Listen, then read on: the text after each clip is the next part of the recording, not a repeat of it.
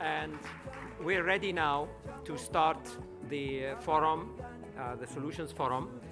I'd like to call to the stage and somebody who's an exceptional individual, who is our Deputy Ambassador in Niger, Muna, will moderate this session. And I will say goodbye. I will be in the audience and outside. I'll see you later this afternoon, tomorrow, and this evening.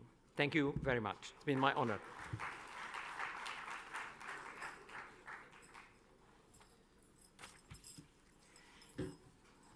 Dear guests, ladies and gentlemen, good afternoon. Welcome to this forum. My name is Mona Aminami. I am a senior advisor at the Prime Minister's Cabinet. I am also expert communication on EITI project and proud to be ambassador for ID4Africa. Welcome to this forum under the theme Forum of Solution. As we have 2 hours, 2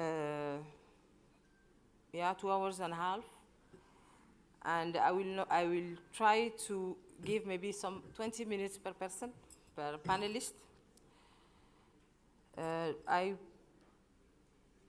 First of all, thank you for Morocco to host this event.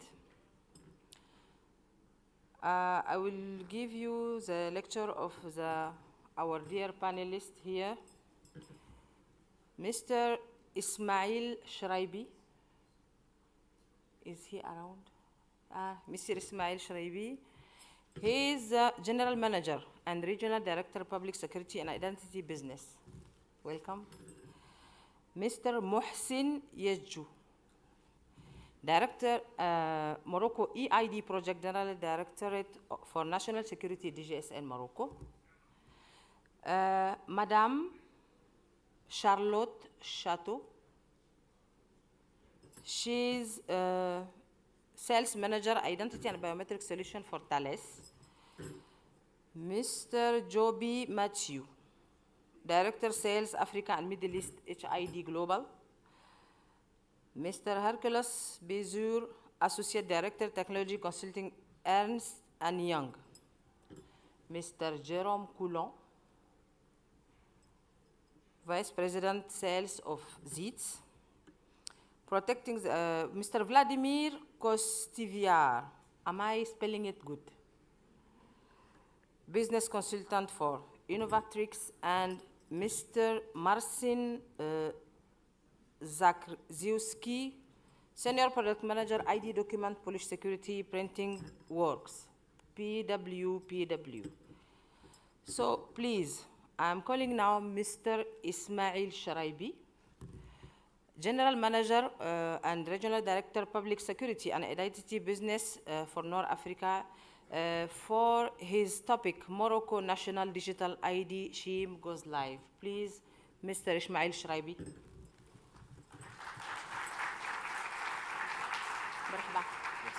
Merci beaucoup. Go ahead, please. Merci.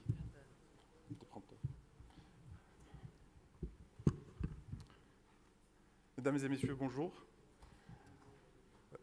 Je suis très heureux de vous présenter aujourd'hui la solution d'authentification numérique lancée par le Royaume du Maroc en 2022.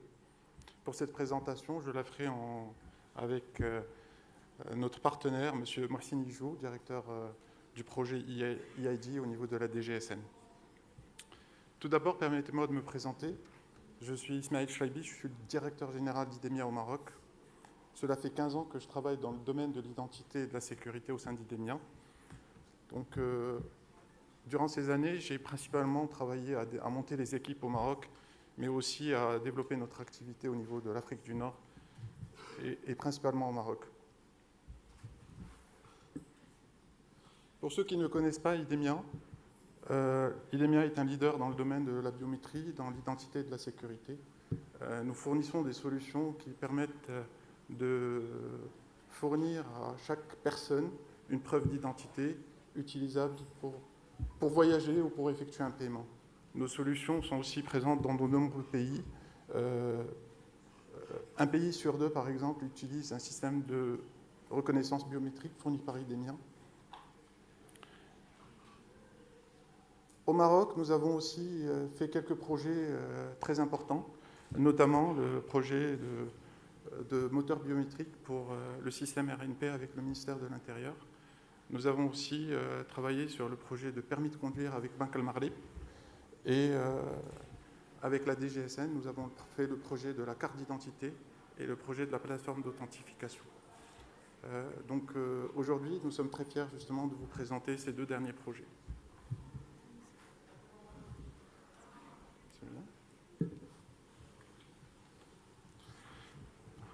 Donc le Maroc s'est engagé dans sa transformation numérique il y a quelques années, sous l'impulsion de Sa Majesté le Roi Mohamed VI, que Dieu le glorifie.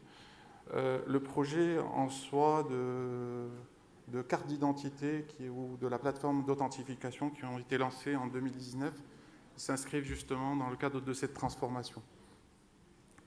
Les exigences sur ces projets étaient très grandes en termes de fonctionnalité, de sécurité, de délai, avec des objectifs très simples.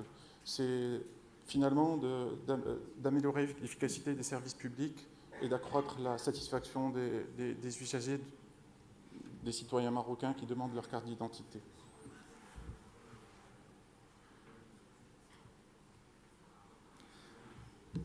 La plateforme d'authentification, ou ce qu'on appelle le service numérique du Royaume, s'appuie sur deux éléments de composants. La carte d'identité en tant que racine de confiance, mais aussi sur la plateforme d'authentification, qui est au fait le système derrière qui permet aux personnes de s'authentifier. Ces deux projets ont été lancés en 2019 par Idemia et la DGSN et ont été réalisés en parallèle.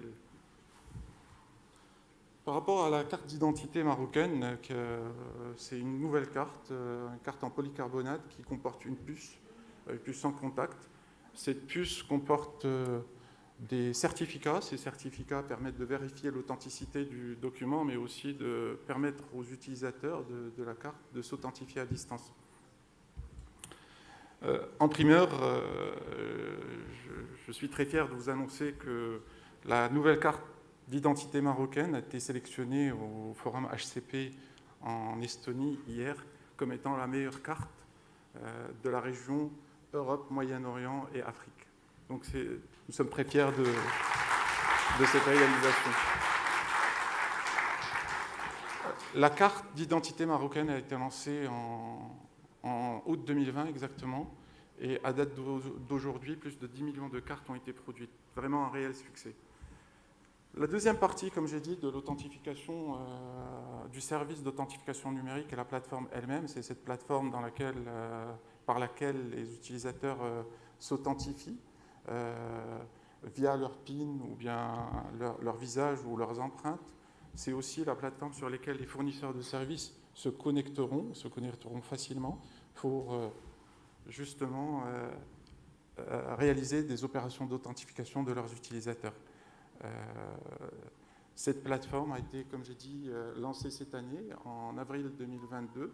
Depuis, il y a une vingtaine de fournisseurs de services qui s'y sont connectés et qui s'activent aujourd'hui à développer et lancer des services intégrant la fonctionnalité d'authentification.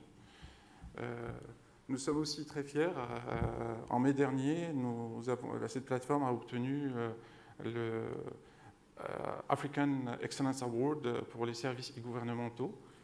Donc ça démontre vraiment la pertinence de la solution.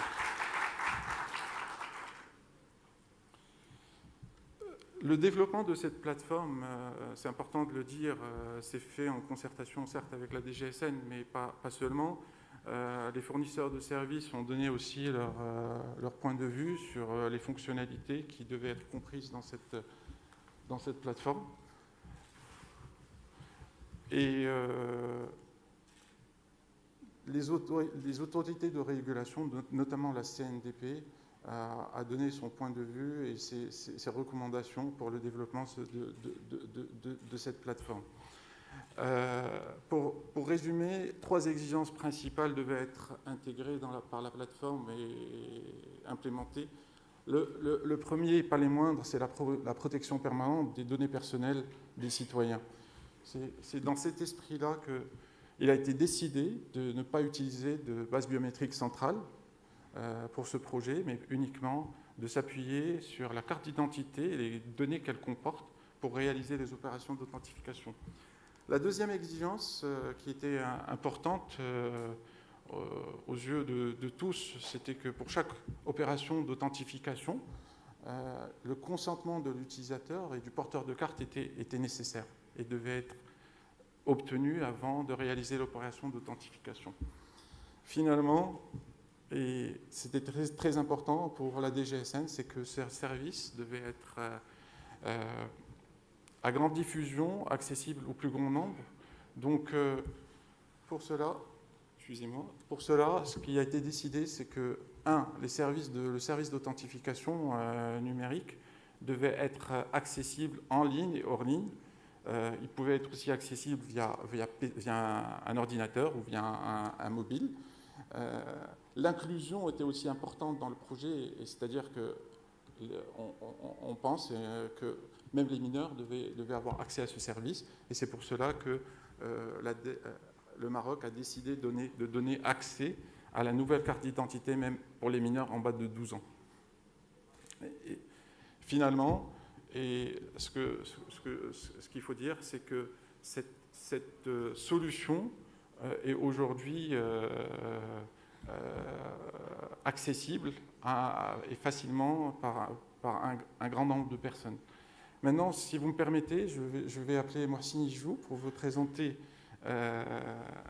la façon dont le projet a été implémenté ou la solution de service d'authentification numérique et les solutions qui ont été implémentées.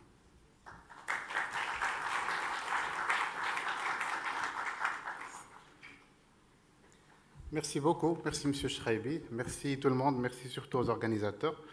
Je pense qu'avant même de dire ne serait-ce qu'un seul mot, vous avez tous pu vous rendre compte sur le niveau impeccable de collaboration entre la DGSN et Idemia, vu qu'on présente aujourd'hui ensemble cette plateforme. Donc, je promets de te rendre la parole, quelques slides, et ce sera fait. Alors, voilà. Alors, cette plateforme, le citoyen a été, depuis le tout début de la réflexion, du développement de cette plateforme, le citoyen a toujours été au centre de cette réflexion. Les études des besoins de citoyens ont été mises en avant. Alors, je vais vous expliquer un petit peu quelles sont un petit peu ces attentes et donc quelles sont les fonctionnalités qui ont été retenues pour cette plateforme. Tout d'abord, la gestion de l'identité. Monsieur CHRAIBI en a parlé avant, c'est une plateforme inclusive, c'est-à-dire que tout un chacun a droit à son identité numérique. Il n'y a pas de règles d'éligibilité, il n'y a pas de service de réenrôlement. Si vous avez une carte nationale, vous avez directement la possibilité d'avoir votre identité numérique. Par contre, vous pouvez la gérer, c'est-à-dire vous pouvez l'activer, la désactiver, la mettre en pause, comme cela vous semble. Alors, deuxième point, c'est le contrôle de données. Alors là, je pense que c'est le point le plus simple pour vous convaincre. J'ai ma carte sur moi. Les informations sont sur ma carte nationale. Et c'est tout. C'est-à-dire, je ne les partage pas. Ils sont sur la carte, sur la puce de la carte nationale. J'ai la carte sur moi, dans mon portefeuille. Donc, on ne peut pas accéder à mes données si je ne donne pas l'autorisation pour y accéder. Deuxième point, c'est la gestion du consentement. Encore une fois, ça a été très bien expliqué. La notion de consentement intervient tout au long du processus de l'authentification ou de l'identification sur notre plateforme.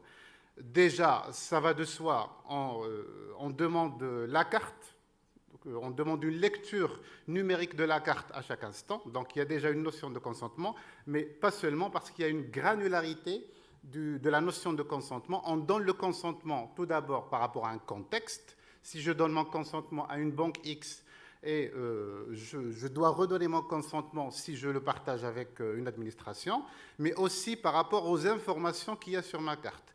C'est-à-dire, si un site, imaginons un site de e-commerce, n'a besoin que de votre adresse pour vous faire livrer, vous ne partagez, vous ne donnez votre consentement que pour votre adresse.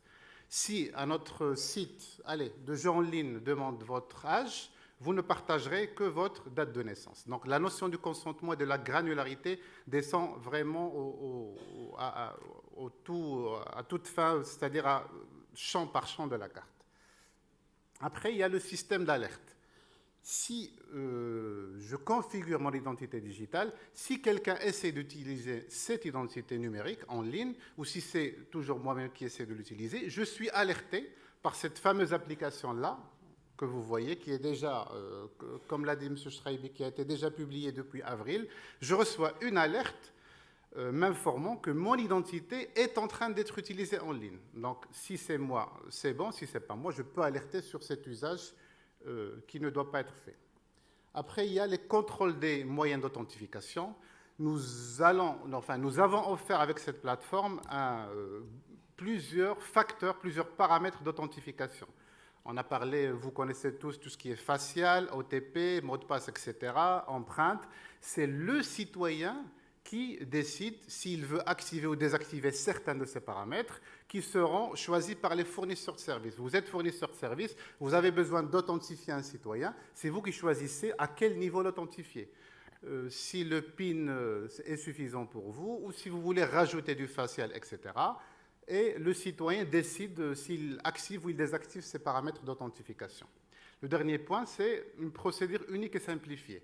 Nous avons pris le choix à la DGSN de mettre en place une application, cette application-là qui permet de lire les cartes nationales, d'exécuter les authentifications, c'est-à-dire que nous avons un devoir d'éducation envers les citoyens. Il n'y a que cette application auquel vous pouvez donner votre carte en lecture, auquel vous pouvez exécuter du facial et sur laquelle vous pouvez donner votre code PIN. Comme ça, le citoyen ne va pas faire confiance, ne va pas s'amuser à donner ses PIN, son facial, un petit peu son visage, à n'importe quelle application. Le deuxième point, on va dire, sur lequel on a centré notre approche, c'est le fournisseur de services. Alors, les besoins des fournisseurs de services, si j'ose dire, ils sont assez identifiables. Le fournisseur de services a besoin d'identifier ses usagers, les utilisateurs, les clients pour les banques, etc., qui souhaitent accéder à ces services-là. Il a besoin de les identifier. Il a besoin de les authentifier pour être sûr que c'est bien la bonne personne qui est en train d'accéder à son service. Et il a besoin de données. Ça a été dit ce matin, c'est dit à chaque fois, le KYC, le e-KYC. Donc, tous les fournisseurs de services ont besoin de données, ont besoin de lire les informations, d'avoir des informations fiables directement là, à partir de leurs sources. Si le fournisseur de services arrive à ces objectifs-là, ils auront, grâce à cette plateforme, diminué la fraude, réduit les coûts, et je reviendrai sur cette notion de réduction des coûts qui est très importante et je vous expliquerai pourquoi. Et toujours, ils auront réussi à promouvoir des services à valeur ajoutée et promouvoir un petit peu l'inclusion de leurs services. Nous avons mis en place deux types de solutions.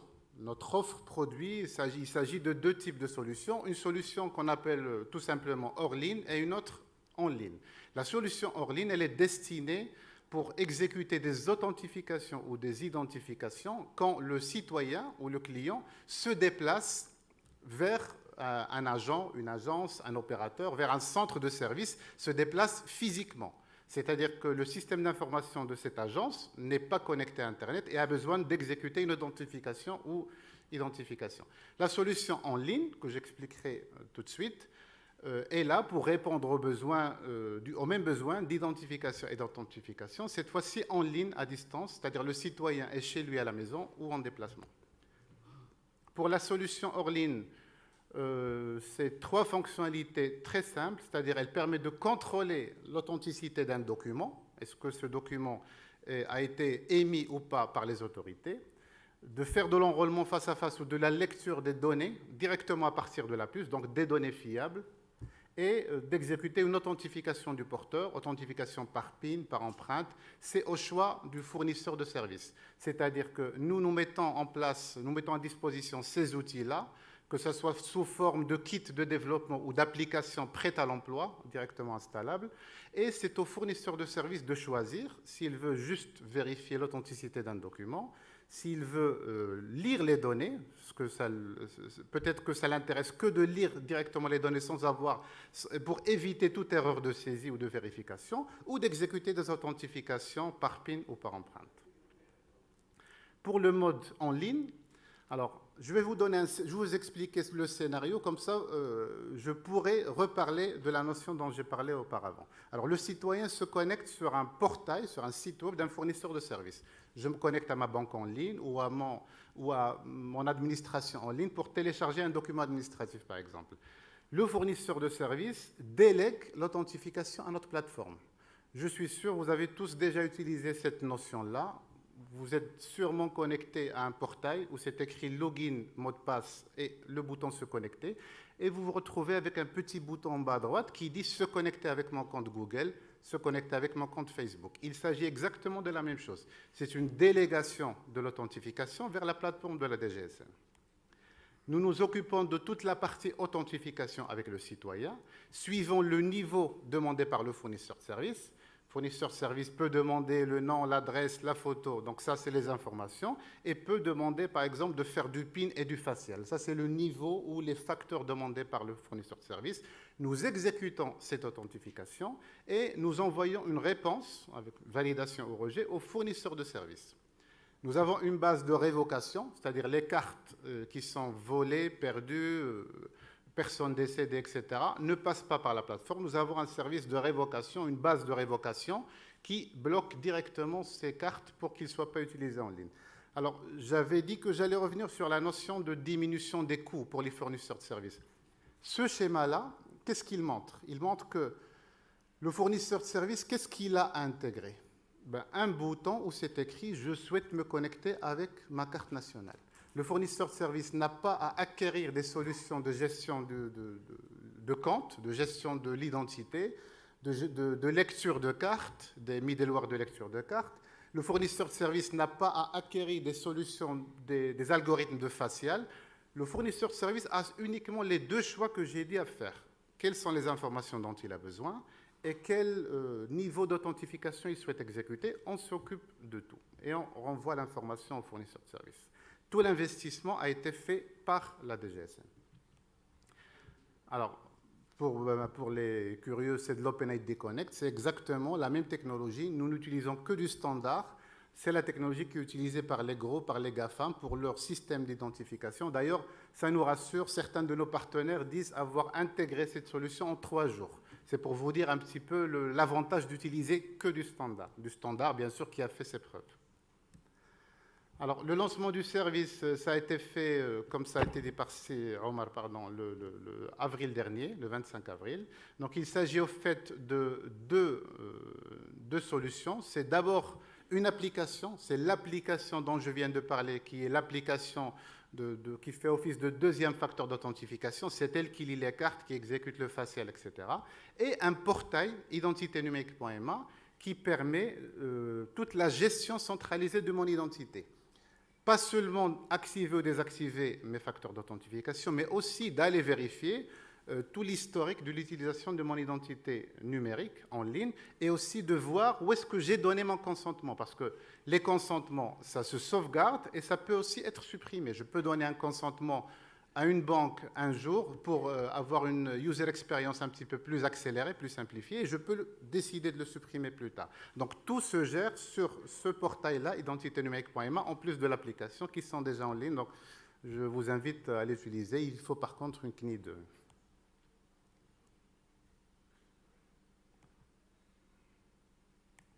Alors,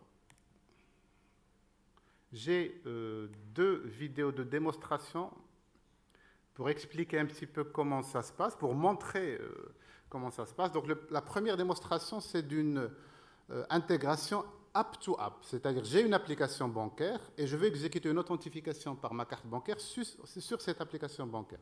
Vous avez remarqué, il y avait le bouton « Utiliser ma CNI », on clique dessus et automatiquement notre application se lance. Automatiquement, il n'y a pas de notion de naviguer entre les applications, etc. Je débloque la lecture de ma carte en scannant la MRZ. Les utilisateurs des passeports de l'ICAO reconnaîtront la méthode. Et comme la banque demande que je m'authentifie à l'aide de mon code PIN, donc j'utilise mon code PIN. Je mets ma carte sur le lecteur du smartphone, lecteur NFC, j'insiste. Une fois l'authentification réussie, notre application se ferme aussitôt automatiquement et l'information est retournée. On voit Hamza Alami, les informations ont été lues directement. On peut imaginer qu'on a besoin d'un identifiant ou de la photo ou d'autres adresses. Ils sont automatiquement envoyés à l'application directement. La deuxième démo, c'est l'utilisation sur un portail, sur un site web. Alors, on a imaginé un portail de demande de documents administratifs. Enfin, on a imaginé, je suis sûr qu'il y aura des portails de demande de documents administratifs. Alors, au lieu de remplir le formulaire manuellement au clavier, je vais lire, comme j'ai dit, le fameux bouton « Lire ma carte nationale d'identité ».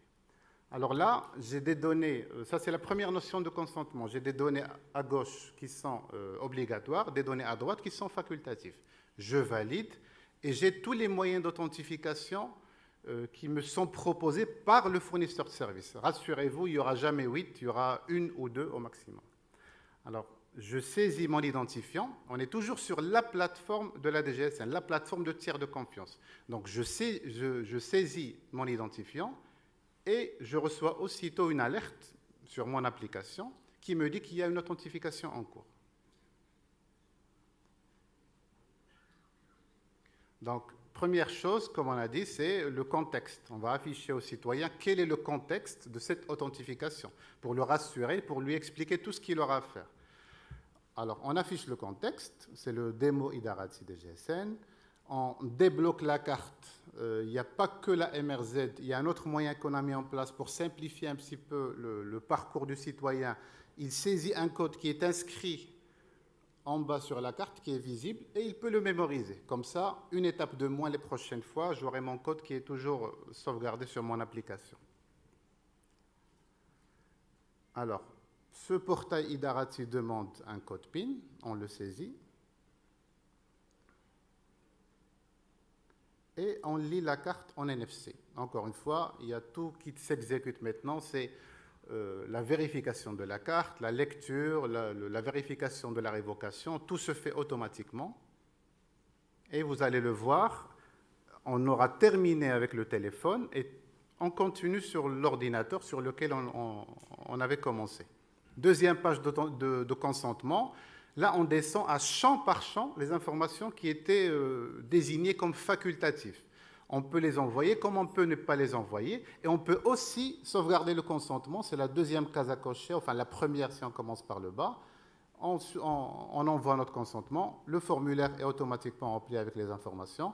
Je pense même que c'est plus rapide que de remplir un formulaire, un fastidieux formulaire en arabe et en français. Vous pouvez faire le test. Et voilà, c'est aussi simple que ça. J'avais promis de te rendre la main. Je pense que j'ai terminé. Merci.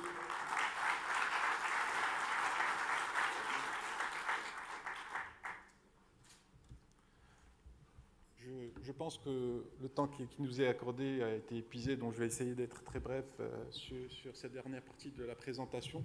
Ce que je voudrais vous dire, c'est que pour la DGSN et pour Idemia, le projet de la carte d'identité et le projet des services d'authentification numérique ont été un réel succès. Nous en sommes très très fiers. Aujourd'hui, force est de constater que l'identité digitale fait partie des programmes d'identité. Tous les projets que nous allons avoir ou qui vont voir le jour devront intégrer cette composante. Certes, le Maroc a été précurseur sur cette partie-là. Et Idemia, nous sommes convaincus que la solution ou l'approche marocaine est une alternative qui est pragmatique et efficace, donc qui pourra aussi donner un retour d'expérience pour les prochains projets, au moins une alternative à considérer. Pour de plus amples informations, je vous invite à venir nous rencontrer sur nos stands. Nous sommes au stand F02, si je ne me trompe pas. Donc vous êtes tous le bienvenu. Merci.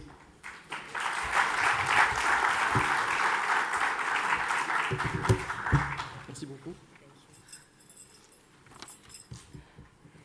Thank you, Mr. Ismail CHRAIBI. Thank you, Mr. Mouhcine YEJJOU. As we understood, this panel is purely technical and it's very rich of information.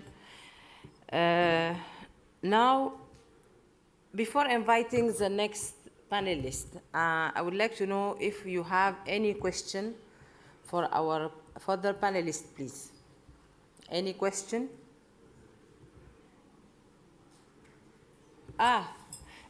Technical. Can I have a mic, please?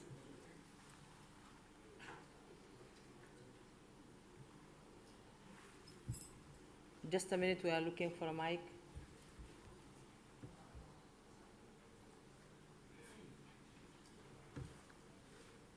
I think it was Aisha.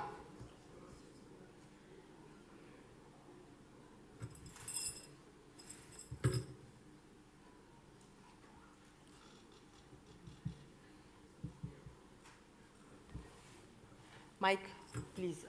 Here. Where is the lady? There.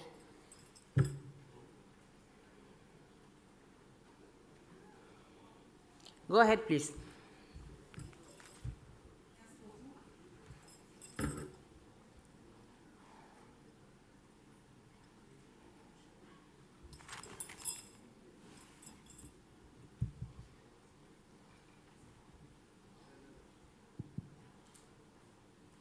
Merci beaucoup pour cette présentation au cours de laquelle nous avons appris beaucoup. Ce matin, dans la présentation du système au Maroc, on a appris qu'il y a 4 niveaux d'intervention. On a l'état civil, on a la carte nationale d'identité, on a le registre national, on a le passeport. Voilà. Et on a appris également qu'il y a une interopérabilité entre ces systèmes. Et là, on a vu la solution qui a été présentée par Idemia. On est vraiment intéressé de voir comment est-ce que cette interopérabilité se fait. Est-ce que Idemia intervient également dans cette action-là pour permettre à ces différents systèmes de communiquer. Je suis Madame Bamba, ambassadrice adjointe Côte d'Ivoire. Merci. Any question?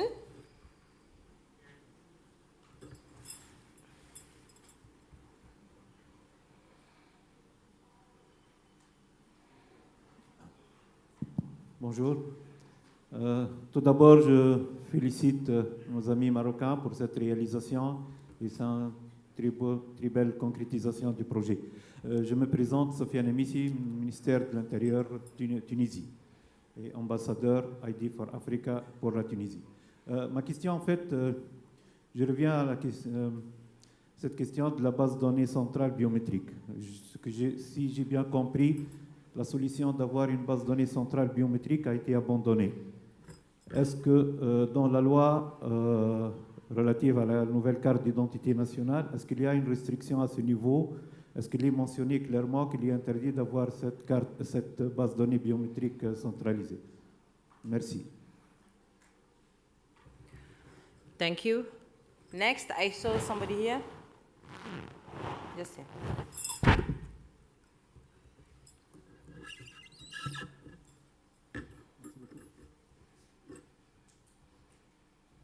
Allô? Okay. Mon nom est Ibrahim Mokhtar. Je suis responsable technique au sein du projet d'identification de la République de Guinée. Merci au présentateur. J'ai une petite question par rapport à l'authentification. Dans la présentation, on a vu que ça se passe en utilisant la carte à puce et le téléphone. Ma question, c'est par rapport à comment on s'assure que la personne qui est en train de s'authentifier est vraiment la vraie personne. Qu'est-ce qui se passerait si, par malice, j'arrive à mettre la main sur la carte à puce de mon épouse et de son téléphone? Merci. Okay, thank you. We'll give the opportunity first to the panelists to answer to the questions, and we'll continue for more minutes.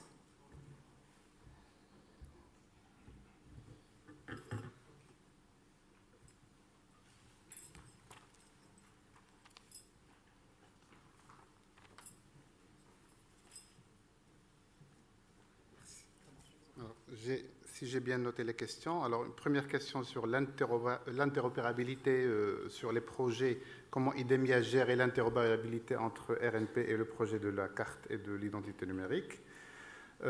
Moi, je dirais que les deux projets sont des projets jeunes, très jeunes même. Ça commence, en fait, pour notre projet, c'est en avril. Et donc, je parle à la place de Idemia, mais je sais que parce qu'on est en train de discuter justement avec le ministère de l'Intérieur pour essayer de ne pas, comme on a dit le matin, de ne pas demander aux citoyens 2 fois la même chose. Donc, on a commencé à étudier. Les deux projets sont très, très jeunes. C'est-à-dire le mois de mars, on ne pouvait pas lire les cartes à distance, donc le ministère de l'Intérieur, avec le projet NEP, ne pouvait pas effectuer des enrôlements basés sur la carte nationale, vu que ce n'était pas faisable. Mais à partir de maintenant, nous avons commencé un projet ensemble, justement, qui va dans le sens de l'interopérabilité avec les deux projets. Par rapport à la deuxième question, base de données biométriques, alors j'insiste, pas de base de données biométriques ou d'ailleurs pas biométriques, de données partagées. J'insiste sur le mot partagé, c'est-à-dire nous avons fait le choix que les informations soient distribuées sur les cartes nationales des citoyens marocains et donc on ne partage pas de base, on ne la publie pas, on ne publie pas de base. Bien sûr qu'il y a une base centrale, chaque gouvernement doit avoir une base centrale pour connaître ses citoyens. Et par rapport à la troisième question, alors, je ne sais pas si ça a été posé par qui, mais écoutez, vous avez parlé de votre épouse, mais si vous voulez la carte bancaire de votre épouse et vous avez le code PIN, c'est exactement les mêmes, on va dire le même résultat. Nous, ce que nous mettons en place, c'est des mécanismes. Si une banque décide qu'avec une carte et un code PIN, sécuriser ce service-là est suffisant pour elle, c'est elle qui prend ce choix. On sait qu'il y aura bien sûr des personnes qui vont donner le code PIN à leurs enfants, à leurs conjoints, etc. Donc, si ces enfants ou conjoints ont accès à la carte et ont accès au PIN, ils peuvent exécuter des authentifications. C'est-à-dire que c'est aux fournisseurs de services de sécuriser les services à valeur ajoutée qu'ils souhaitent avec le niveau qui est identifié pour ce service-là. Si pour faire un virement, c'est quelque chose de très sécurisé, donc il faut demander un PIN et un facial. Dans ce cas-là, il faut qu'on vous vole votre carte, votre PIN et votre visage, chose qui n'est pas possible. Donc, ce n'est pas à nous de décider à la place des fournisseurs de services. Il y a un risque à étudier de leur part et de décider quel niveau de sécurité ils veulent mettre en place. Nous, notre rôle, c'est de mettre en place tous les facteurs, tous les niveaux possibles techniquement afin de garantir multiples choix pour les fournisseurs de services. Je ne sais pas sur le premier point. Oui, par rapport à l'interconnectivité des systèmes, comme a dit M. YEJJOU, les systèmes sont jeunes. Clairement, il y a des intentions pour les interconnecter et des ponts vont se construire avec le temps. Aujourd'hui, Idemia n'est pas impliqué sur cette partie-là du projet. Par rapport à la base centrale biométrique, je précise, si Mouhcine a dit qu'elle n'était pas partagée, mais dans la présentation, le message était que, au fait, le service d'authentification ne s'appuie que sur les données biométriques qui sont dans la carte. Donc, il n'y a pas une consultation de base centrale. Par rapport au troisième élément, c'est le risque de fraude. Combien même une personne pourrait prendre le PIN d'une autre personne et essayer de s'authentifier. Il faut savoir qu'il y a d'autres facteurs d'authentification que le PIN. Il y a le système facial de reconnaissance du visage qui, au fait, comporte même la vérification du liveness, la détection du vivant, ce qu'on appelle, et aussi ce qu'on appelle la vérification par empreinte. La carte d'identité comprend un calculateur, un matching card qui vérifie l'empreinte de la personne et la compare par rapport à la carte, la biométrie qui est stockée. Donc le risque de fraude à ce niveau est très très très faible, même quasiment inexistant si la multitude de facteurs est utilisée. Can I ask the panelists to stay with me? We can take 2-3 more questions, if you don't mind, please. Yeah. Excuse me. Go ahead, please. Yes. Pardon, juste effectivement en complément à mes confrères et mes collègues par rapport à ce qu'on a dit ce matin pour l'interopérabilité. Donc effectivement, nous avons plusieurs systèmes dont on a parlé ce matin. Il y a sûrement des passerelles qui font qu'en fait, il y a de la complémentarité. Aujourd'hui, avec la carte nationale, lorsque nous enregistrons dans le RNP, nous récupérons la CNI. Et en même temps, on décharge, on ne demande pas aux citoyens de donner ses empreintes digitales. On les récupère de la carte nationale. Donc, il y a déjà une forme de collaboration qui se fait. La même chose avec l'état civil, c'est ce que je disais tout à l'heure, l'interopérabilité, c'est que dans la déclaration des décès, on s'appuie sur la carte nationale pour dire que est-ce qu'effectivement les données qui sont déclarées se trouvent déjà dans la base. Et lorsque c'est confirmé, on essaye par la suite d'informer la carte nationale pour essayer de radier la personne, effectivement, et de ne plus donner suite par rapport à d'autres opérations. Donc, réellement, la collaboration existe, et ça existe, mais comme ça a été dit, c'est des systèmes jeunes, donc a priori, il y a d'autres formes de collaboration. Aujourd'hui, la carte nationale, on l'utilise pour fiabiliser les données. Lorsqu'on reçoit des données, ce que j'ai dit ce matin par rapport à Mozip, l'expérience marocaine, c'est qu'on a ouvert le système de manière à pouvoir s'interagir avec d'autres sources d'informations et effectivement de fiabiliser l'information. Voilà, merci. J'espère avoir répondu. Thank you, sir. Any question, please? So if you don't have any question, we'll just thank our panelists. Thank you so much.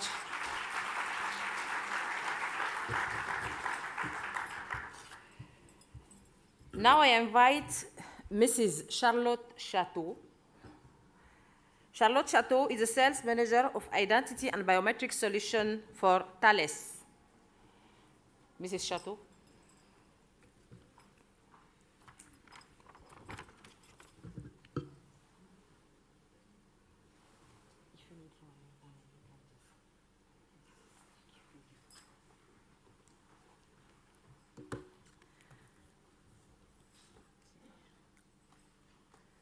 Thank you very much. I'm going to speak in English. Thank you, Dr. Atik. Thank you, delegates. I'm very pleased to see you after 2 years behind the screen. It's a real pleasure to meet everyone again. I just want to give a little precision. I'm not a salesperson. I work in marketing, in the business line of civil identity solutions for Thales. So don't be scared to come and see me after the speech. I will not try to sell you anything. Okay, so my presentation is going to be a little bit less technical than the previous one, which was very interesting. It shouldn't have a question mark, actually. I would like to discuss foundational identity as a prerequisite to digital identity. And as Dr. Atik reminded us this morning, in the United Nations Sustainable Development Goals, Target 16.9 sets a very ambitious goal to provide legal identity for all by 2030.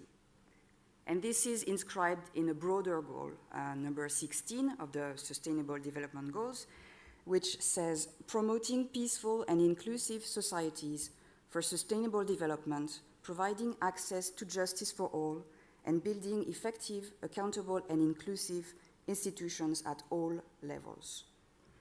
So a legal identity is the formalization of the link between the state and the administered citizen.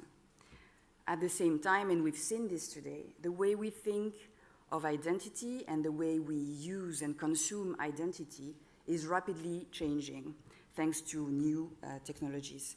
Identity is now more than the possibility to be identified as a citizen. It's about having access to new services, both online services, offline services, in your country, abroad, by public providers or private providers. And this 24 hours a day and 7 days a week. So you can see that digital identity is fully inscribed in this goal of the United Nations Sustainable Development Goal number 16 about providing inclusion to all citizens. And I would like to raise the point that biometrics is a prerequisite to establish a unique identity, a unique legal identity. A foundational identity system creates trusted legal identities by the power of law, by application of state measures and solutions. And it's about linking the physical world, the citizens, their bodies, and the digital world, their identity. And this is made possible by the use of biometrics. As we have seen, biometrics, and you all know this here, is about who you are. It's not a password that you can share with someone. It's not a card that can be stolen. So it's not what you own, it's not what you know, it's really who you are. And biometrics is therefore a necessity in establishing a digital identity system as derived representation of legal identity. So as we've seen, digital identity will enable citizens to enjoy convenient access to public and private services while ensuring and while keeping in mind citizens' control of their data usage and safekeeping. And this is about trust. Building a trusted identity program requires trust on both sides. For the citizens to trust the system that they will make good use of their data and that their data will be kept safe. It's about personal data.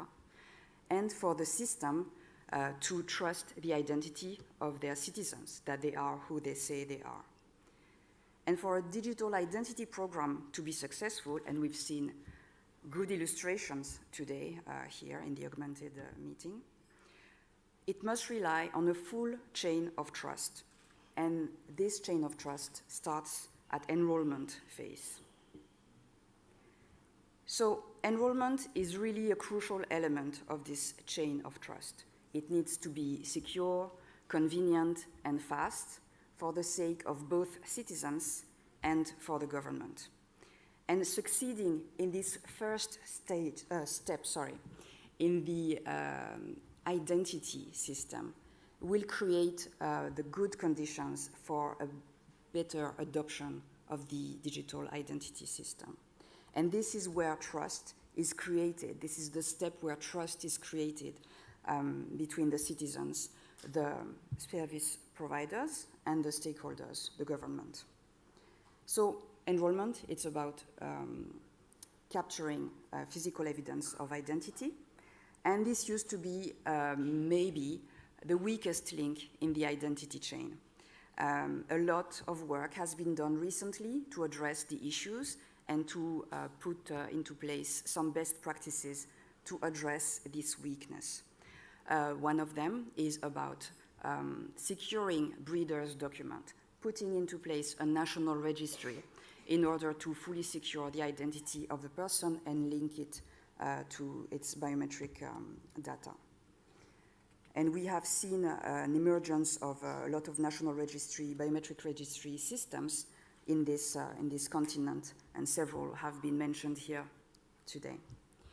Another best practice is about putting into place live enrollment solutions, making sure that you capture the person which is applying for an identity or for a document to really connect the physical identity and the digital identity of the person through live enrollment and through authentication for renewal of a passport or an ID card.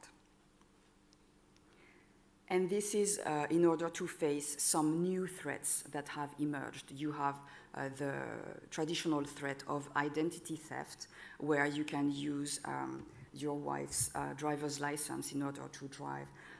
But now you have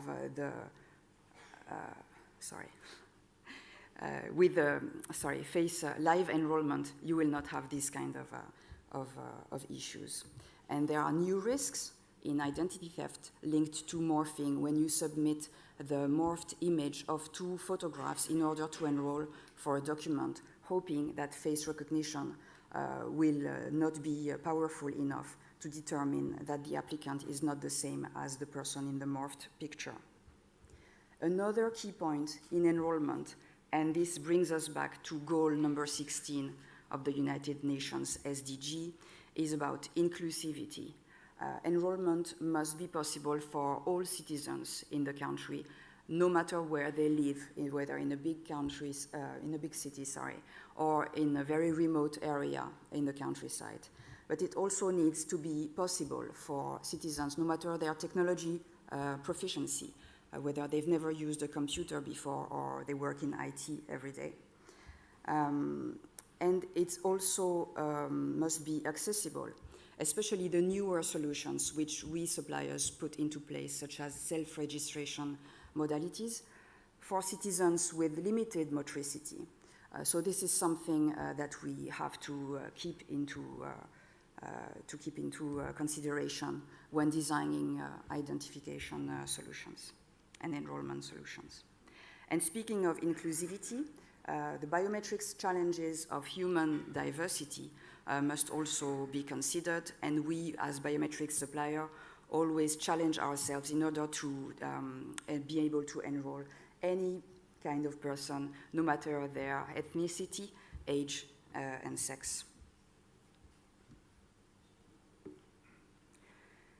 So we have seen a very good explanation this morning of the Nigerian identity scheme, and I wanted to describe it, but now you know everything about it. I'm still going to speak a little bit about it. So as you know, Nigeria is the most populated country in Africa, and until recently there was the issue that the majority of citizens did not have access to a legal form of identification.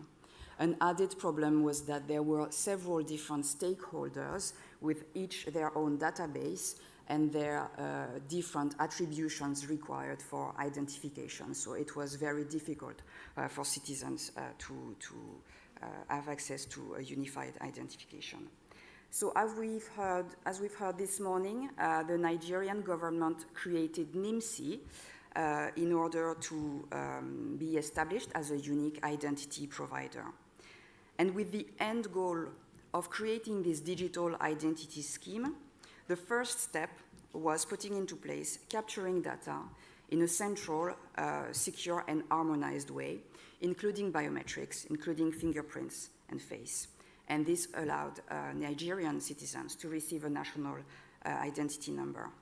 And starting from that solid foundation, this solid brick in the chain of trust, the Nigerian government was therefore able to develop a suite in this identity program, including the issuance of a smart card, which Nigerian people can use for authentication, digital signature, payments, and other bank operations. And this is just the beginning, because there will be new services made available subsequently from public and private providers. So this is really a very good example of biometrics as the foundation of a digital identity scheme. And this is also a very good illustration of an identity scheme improving both the financial status of a country and social inclusion for its citizens. So I was telling you this is not a technical presentation. It's what we've seen in Africa is a huge adoption of digital technologies. Over 80% of the population has a smartphone. There are many digital and mobile identity initiatives in Africa and throughout the world, and there is no doubt that very soon we will reap the benefits of the return on experience and the best practices from those initiatives, and we will have very successful projects in the coming months and years. And it was, let's say, my idea, my propos today, to transmit to you our belief that the establishment of a unique legal identity remains the key for the success of such a program. Hearing speeches today and discussing with several of you, I cannot stay there and not mention how important the political motivation, the influence of political champion is in the success of these programs, but also, as I've heard this morning, the implication of indigenous technology providers. So I really do see all the key elements for the future success and current success of digital identity programs in this beautiful continent. Thank you.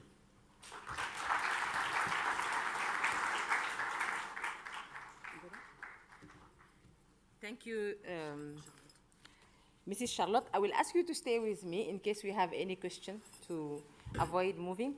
I'm asking if you have any question about the presentation of our lady. She promised that she will not sell anything. Yes. But be sure you cannot see a nice and innocent face like this and not go and visit him. So please be kind and go. Any question, please? So I will propose, if you don't have any question, if we can have somebody from Burkina Faso or Nigeria who benefit. My sister from Sudan. Yeah, my sister from South Sudan.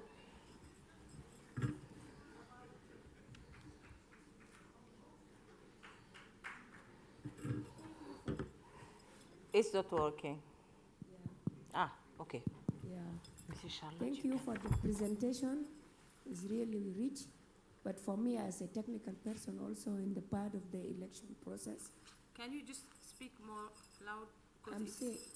I'm saying, Yeah. thank you as a part of the technical person like me. I want to see the data you are using for the bring out that voter education, registration, and the process. Are you using the whole data of identity? I'm sorry, I'm not sure I I'm understood. saying the data you are using to bring out the voter registration. Yeah. Yes. Yeah.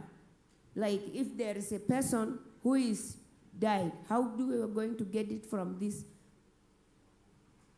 I think she's talking system, for your system? Ah, Yes. you mean rights revocation? Yeah. Okay. So foundational identity, and I would say a national biometrics register, it must not be confused with the traditional understanding of a population register. So I'm not talking about registering births, wedding, divorce, and deaths. So this is let's say, the core technological brick, which then can be joined with the traditional applications of a population register, such as registering a death, divorce, or whatever, in order to make this population register more solid.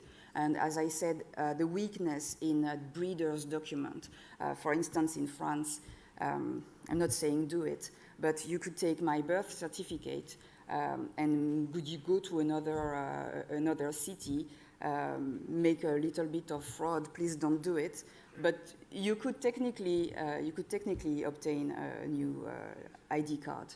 So when you have this strong brick of a biometrics repository linked to the traditional functioning of a population register, then you will have a more solid and trustworthy system with the link of these two elements of the system. One is traditional citizen administration, and this is not, let's say, my role as a supplier. I'm not speaking for all suppliers, but traditionally governments are very well versed in this kind of technology. And therefore, it's our duty to work together to imagine the cohesiveness of the end system, including this biometrics part of the system. But as you say, for instance, when you have someone who died and their wife or husband is using their credentials to get the pension every month, even 20 years after their death, for sure biometric authentication is a way to fight against this type of fraud.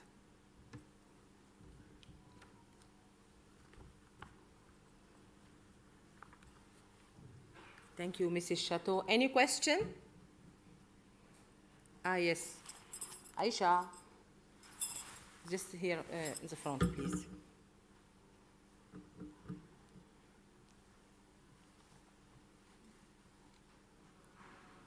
No, you just.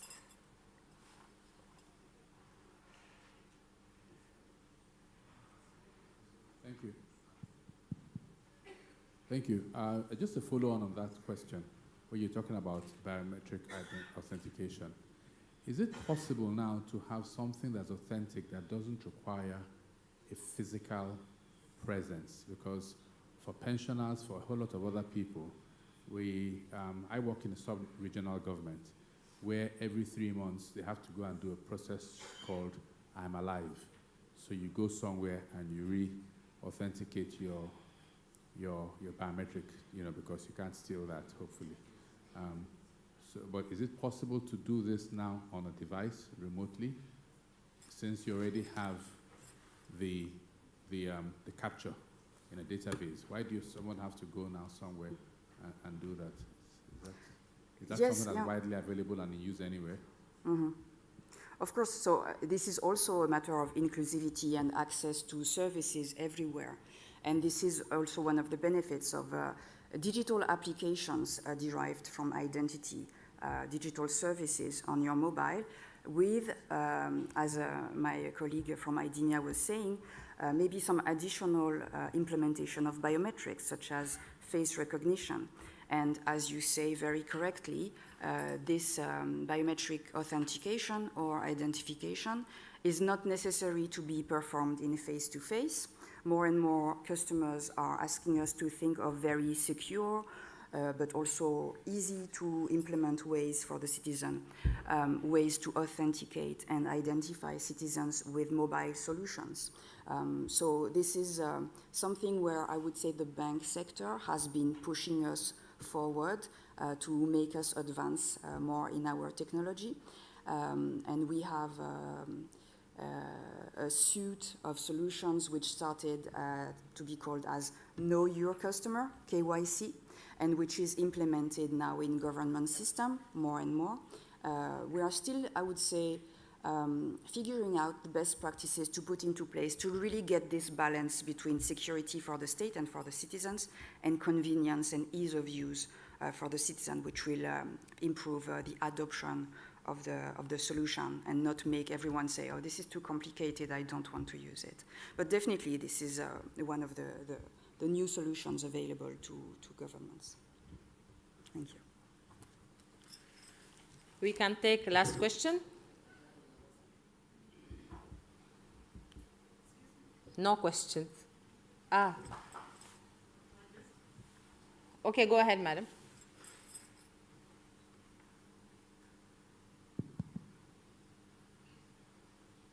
From your experience, ma'am, do you have a USSD implementation that can verify digital signatures? I'm sorry, I did not hear. A USSD, a short code mechanism to verify a digital signature. For which application, for which purpose? No, for any, I mean, for maybe for a digital ID, or a digitally signed ID. Okay, sorry. I'm not a specialist in this field in particular, but I'm quite sure I'm going to scan my colleague's face. I'm quite sure we do, but because I don't want to say, to give a mistaken answer, I invite you to come to our booth to discuss this more precisely. Thank you. Thank you, madam. So if you don't have any question, we will thank Madam Charlotte. Thank you. Thank you.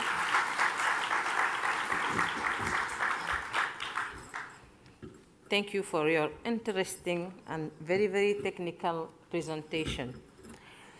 I would like to invite Mr. Joby Matthew, the Director Sales, Africa and Middle East of HID Global. Welcome, sir. Welcome, sir. You have, if you want to just for your presentation, to go to the next slide. Yeah, it's this one. Okay. All right. So you just be. Okay. Sure. Thank you. How many slides do you have? 5. Only 5. So I will not be so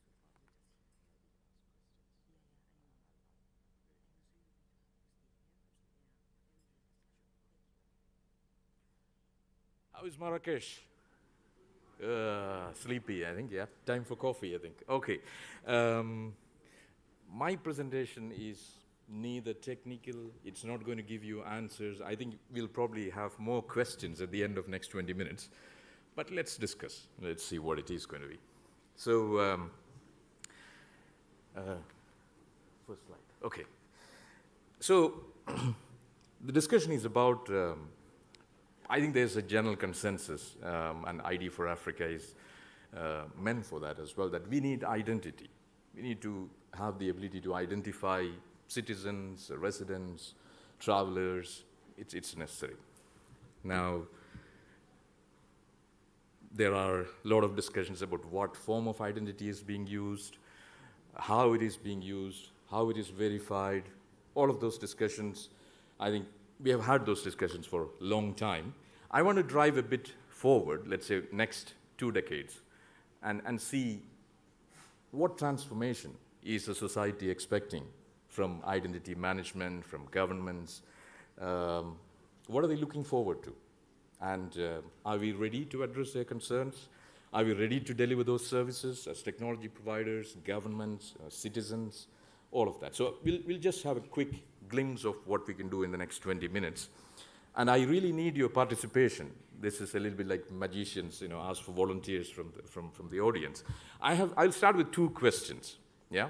We'll simply do a show of hands poll, and I really appreciate if you just respond to my questions, and I'll probably see how much percentage is agreeing or saying yes or no. These are basically yes or no questions. First question. There is general understanding that effective delivery of citizen or government services requires an identity. And I think it is rather an obligation on the part of government to make sure that citizens are properly identified and services are efficiently and effectively delivered. I think there are no 2 ways about that. Do you believe that legitimate identity is absolutely essential for such service delivery? Do you agree or you don't agree? If you agree, just raise your hands. Very few people. Oh, okay. So you don't agree that identity is necessary to deliver citizen services effectively? Repeat. The question is, do you agree that a legitimate identity is required to effectively deliver citizen services? You agree? Okay. So let's say 80% agrees. The next controversial question. If your government tells you that here is your ID, you can do everything in this country using your ID, do you trust? Yes or no? Yeah, I'm not hearing much. There is some concern, I guess. Yeah? Okay. That is precisely where we are going. So let's move.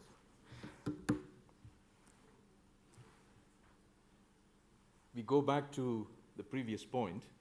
I think, okay, I can see it here. Identifying the citizen, I think it is absolutely key. It is in the interest of the government and also in the interest of the citizen. Governments need to know whom they are transacting with, and citizens need to have the ability to authenticate themselves that I'm a genuine person, I'm a citizen of this country, or I'm a resident of this country, and so on. But there are some very critical factors which govern this process. And I think 1 or 2 things which I would highlight, and probably the most crucial one, is public trust. We are all in the identity business, or you are in the government, or some of us are regular citizens. But question 2 pretty much answer that question. We don't necessarily have the highest level of trust at the moment, and there are some concerns. And these concerns are very genuine. So let's dive a little deeper into that. First of all, I would like to know who is using my identity in the government or within the system. What are they doing with my identity? Okay, I authenticate myself, but what happens after that? Where is my data going? What transactions, whatever transactions I do with the government or service entities within the government, what is happening to that data which is generated during these transactions? Is somebody looking into it? Do I know who is looking into it? Do I know what are they doing with that data? What are the conclusions they are resolving or deriving out of this data? I mean, we know e-commerce sites, even before you ask for something, they tell you this is what you want to buy, right? Because you're analyzing the historic purchase patterns. And I don't think a lot of people are enthusiastic about that type of a government. I think there are some genuine concerns there. So I think winning public trust is absolutely crucial in this process. Now, as a government, I could simply say, my people, please trust whatever we are doing. I don't think that's good enough. There has to be a better mechanism, and there has to be a mechanism which the citizen is able to verify and have the confidence that I am doing the right transactions and nobody is using my data for malicious purposes. Because at the end, if it is used for malicious purposes, it certainly goes into discrimination, racial profiling, and a whole lot of other things which I don't need to explain what they could be. So we go back to the slide. I think there has to be a proper governance mechanism that oversees this sort of an initiative. Citizen service delivery using citizen identity absolutely need a well-defined, legally backed, citizen-acceptable governance mechanism. And I just thought I'll just mention 2 or 3 things here. One, it has to be people-centered. It has to be built for people. The governance mechanism should not be just built for the government. Government should have right to use the data as long as citizen is consenting that they have no problem. But there should be some demarcation, there should be some limits, and as a citizen, I would really like to know what my data is being used for. So I think whatever governance mechanism is being put in place, it has to be absolutely people-centric and truly convincing. We move to the next point, which is transparency. It has to be transparent. I should be able to see, I did some transactions with the government, I should be able to see whether my data was used for anything beyond just that purpose of me transacting with the government. If somebody is looking into it, what are they looking into, why are they looking into, and how my data is being used, or how my identity is being used, and so on. So I think absolutely transparency is going to be one of the most crucial aspects in that governance process. And I think the next point, which is grievance redressal. If as a citizen I have concerns, there has to be a mechanism to address those concerns. I should be able to, I don't know, file a petition or file a complaint. I should be able to get a proper answer from the government or the transacting authority. I should be able to question. You know, if I find suspicious transactions, I should be in a position to ask, what is my data used for? Or why is it used in a place where I did not do the transaction? Why is my data being accessed by someone who is from a completely different department? What is the purpose? Yeah? So I think such a grievance redressal mechanism is absolutely necessary. Simply highlighting once again, it has to be people-centered, it has to be transparent, and it has to have a grievance redressal mechanism. Let's move forward. Here comes a more problematic issue. We've all heard of artificial intelligence being used for transforming digital services, public services. It is all going to be about predictability of what is coming in the future, rather than just doing the transaction now. All good, but are we comfortable with all of that? I think there are a couple of things. There are more things, but I'm only talking about 3 things here to start off the debate. One thing I think somewhat indisputable fact is artificial intelligence is coming. It is going to be applied in citizen services. It is going to be applied in identification processes. It is going to be applied to derive analysis and conclusions from this massive amount of data that we generate from the transactions. I mean, just giving an example would be the identification system. If you run it through the last 3 years, I mean, rain is something which we can all relate to in Africa. When you have a lot of rain and you have persistent rain, mosquitoes grow, and there's probably a possibility of some sort of a disease outbreak. So if you look at the pattern in the last 10 years or 20 years, artificial intelligence systems can predict, depending on rainfall, are we likely to face that kind of a scenario? Should the health authority and health services be geared up, prepared for dealing with that situation, and so on? It's just a very simple, small example. There'll be thousands and thousands of cases of that nature. So it has to be an ethical way of applying artificial intelligence in assessing or analyzing this information and deriving conclusions, and goes back to the previous slide, which is transparency. And as a citizen, I should be convinced that my data is used in an ethical way, in a responsible way. And the government has a responsibility to convince their citizen that that is the way how it is done. A very crucial point, which is the next one, I call it trust-o-meter. Yeah, trust-o-meter. You have some sort of a metering whether the citizen trusts these services or this analysis or this application of artificial intelligence, and am I happy with that? Do I trust that it is legitimate and it is giving me the right level of transparency and the right kind of services? So empowering the citizens, because you want your citizens to be on your side if you want to deliver these services in this new modern ways of how you want to progress, or how I want to provide solutions as a solution provider. So it is absolutely crucial, once again, that citizens are empowered, whatever form of artificial intelligence is applied, and they are able to see what is going on. And the last one is metrics. I would say there should be extensive amount of data that's available to the citizen on what transactions were done, where was it done, what time was it done, who was using it, was it only used for that particular purpose, was it used for any other purpose? If my data is used for something which I have not initiated, I should be getting a notification, at least, by saying that, okay, your identity has been accessed by so-and-so authority for the purpose of verifying your date of birth, for example, something like that. So it is essential to see that there is some statistics, there is some data that can be interpreted by normal common man, citizen, and it should be convincing as well. So I think we are moving to the last slide. When ID4Africa team invited us to make these presentations, they said, you must talk about cases in Africa. So I simply want to point out a truly rising star when it comes to digitization and digital service delivery.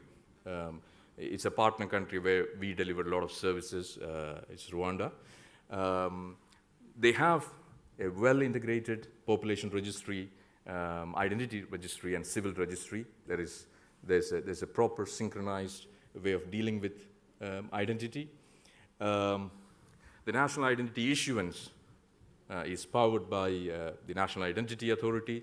It is not a chip card, but it is used by the citizens to access services. I don't want to go into the technical detail. A huge investment has been made by the government in building local expertise. Knowledge transfer has been done extensively over the last several years. They're able to do a lot of these things by themselves. So it's not a vendor-driven approach. It's not a supplier-driven approach. The government has visibility, and they have a clear understanding of what systems are being run and what is happening within their solutions. Rainbow is, of course, an integrated platform which the government provides to citizens for service delivery. And it is really constantly being revised, improved, and made citizen-friendly. And lastly, they are on a path to go for digital identity. There's been extensive discussion, and they have some well laid out plan as to how they want to move forward. They're following a process, and basically a digital transformation is underway.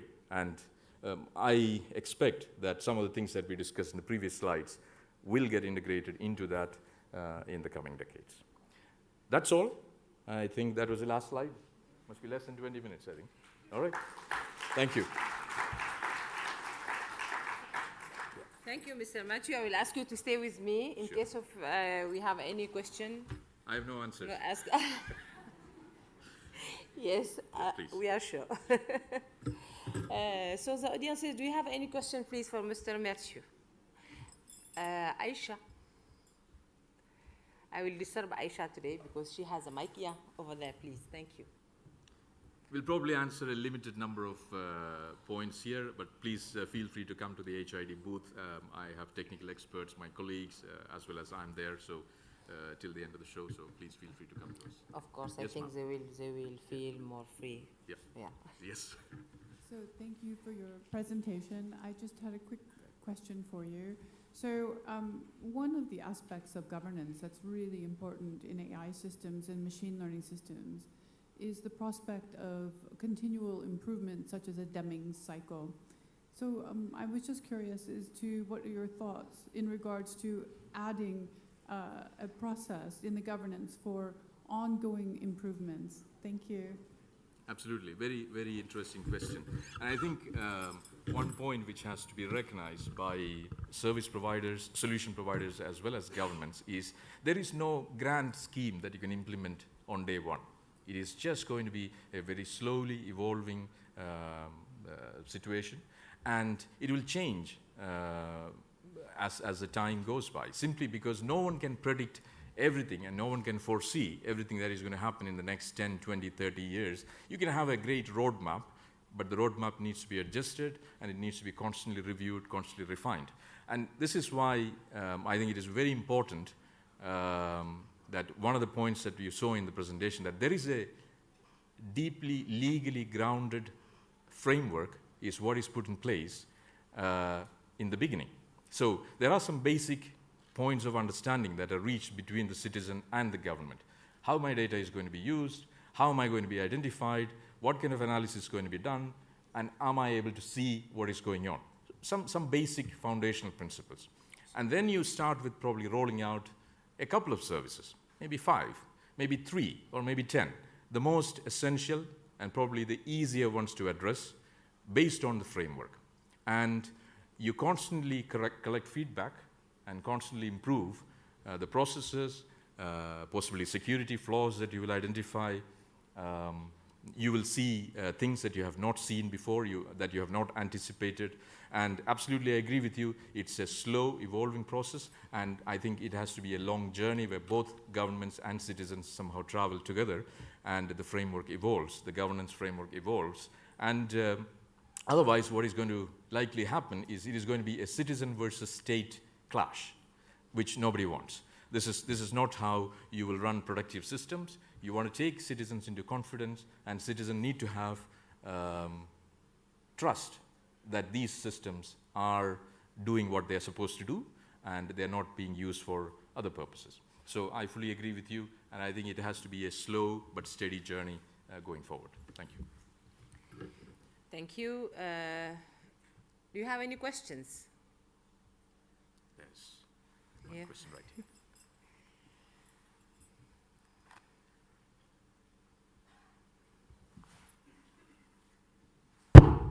Sorry.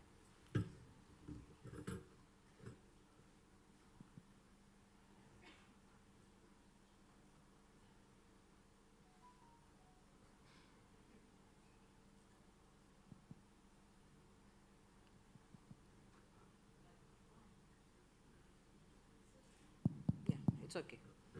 Thank you very much. My question is like a confusion I have through the concept of the transparency.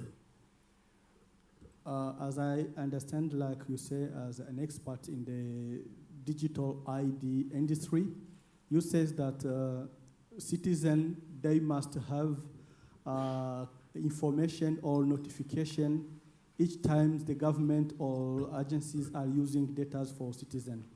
And then I was asking myself, if each minute I receive a notification from the government says that your data is using by this agency for this purpose, and at other second time I receive another notification, suppose that during the day you receive 100 message for notification, don't you think that we become an embarrassing and a problem for I, as a citizen, to receive each time notification for what the government is using as for my data. So do you recommend us to take that as a concept, or you try just only to inform us? Thank you very much. Sure. Great question. And I absolutely agree that it is a concern. It's probably an issue as well. But I also strongly support that that sort of a mechanism has to be put in place. And why? First of all, for the reasons of transparency and also building trust between the citizen and the government in that transactional process. I think this is the foundational part. Now, you can establish this trust probably in different ways. One is notifying the citizen. That's one possibility. Now, the notification might be managed in such a way that it is only, the notification only comes maybe when the first time you authenticate yourself for a particular service. And then you know that, okay, this data, I have authenticated myself, the service has started, and that's it. But if my data is used for any other purpose beyond that, I think I should know if my data is being used for any other purpose other than the purpose which I approached the agency for. That's one part of it. There are other ways, interesting and clever ways.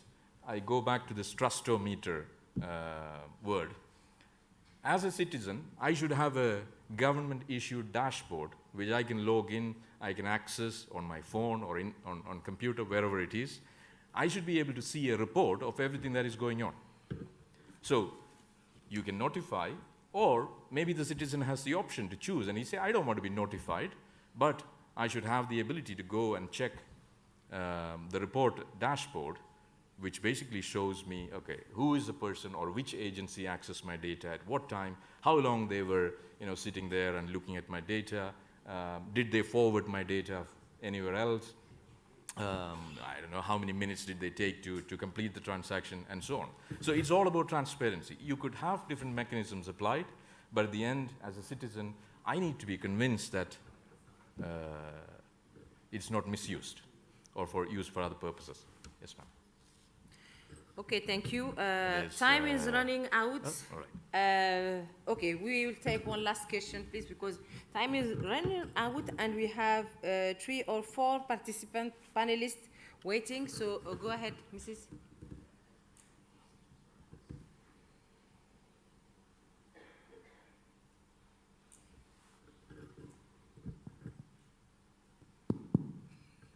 Thank you. Thank you for the presentation.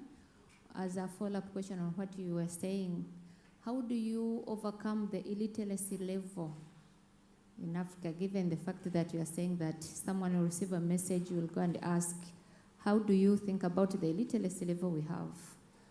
What is the strategy on that so that everyone can be able to use that information or to use that one you're saying to us? Thank you. Yeah, very legitimate question once again. I think it's a matter of defining that framework which we spoke about earlier in an inclusive fashion.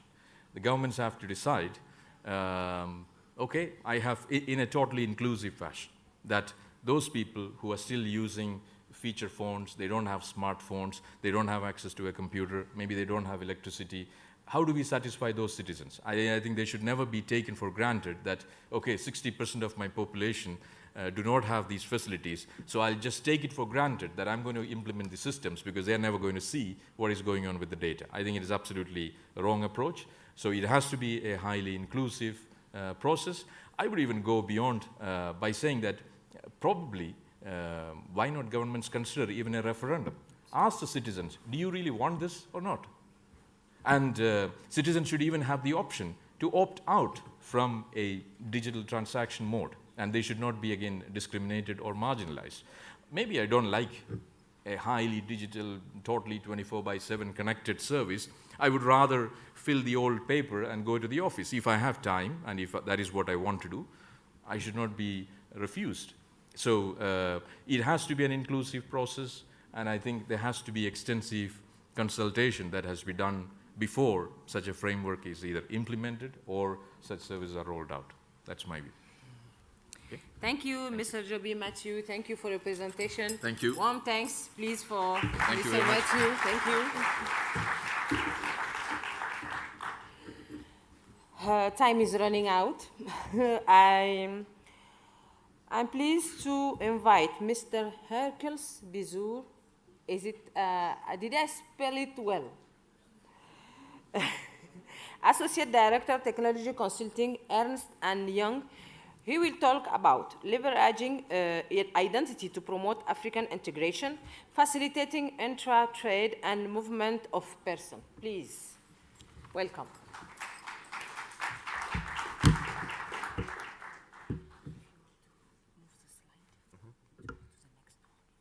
This one, okay. Thank you very much. Very.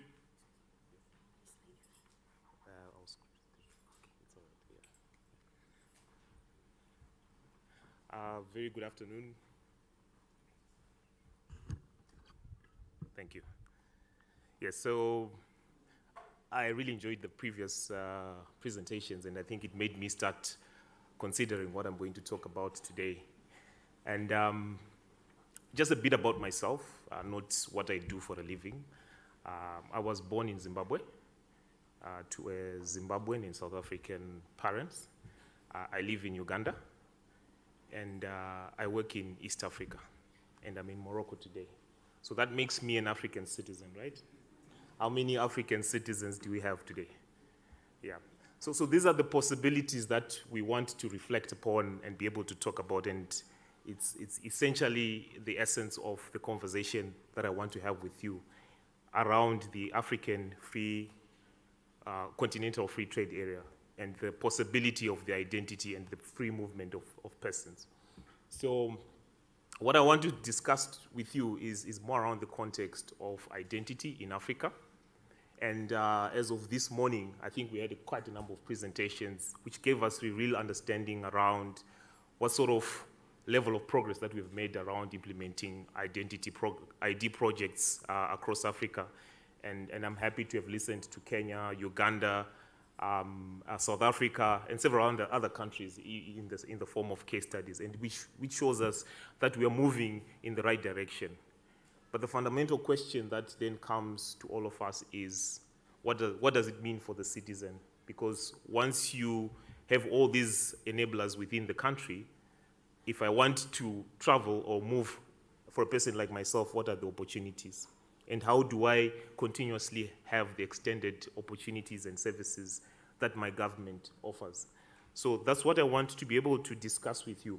And I want to be able to probably share some challenges or observations I've seen, and maybe we can together discuss some use cases that we need to think about for the future of identity. So just a brief around us as African citizens. I hope we are all African citizens, because right now I'm not from Uganda. How many African citizens do we have? Fantastic, quite a number. Okay, good. So I think the possibilities that we are seeing now, when we are combined, we are 1.2 billion people in Africa. Yes. And what that does is that from an economy perspective, we're looking at an economy for over 2.5 trillion dollars. And one of the key things I think that we're seeing right now is that when you talk about intra-trade, we are trading way below 20% amongst ourselves combined in Africa. But when we then look at the possibility of a free trade area, which is actually what we want to be able to achieve, we could actually at least achieve more than 52% of that. And when we remove non-trade barriers, we actually see that number growing further and further. And this actually can be enabled by the free movement of persons or people within our region, which is Africa. So that's the new possibility that I just wanted to talk to you about today in terms of what it means for us. So what are we seeing within Africa? I think for me to travel to some of the African countries, it's a struggle. Some of my colleagues know the story of me, of how I eventually got a visa to come. But what I wanted to say, I think there's hope. When we look at African Union, at least we now see a passport that is able to be used to travel within the 55 countries. And one of the possibilities that we are seeing, and I think which is a true driver, is what we are seeing in what we call regional economies, be it your East African community. And I know this morning we've seen some of the possibilities coming through. The East African community currently now has got an East African passport, and it allows you to move within the 7 partner states with no visa requirement.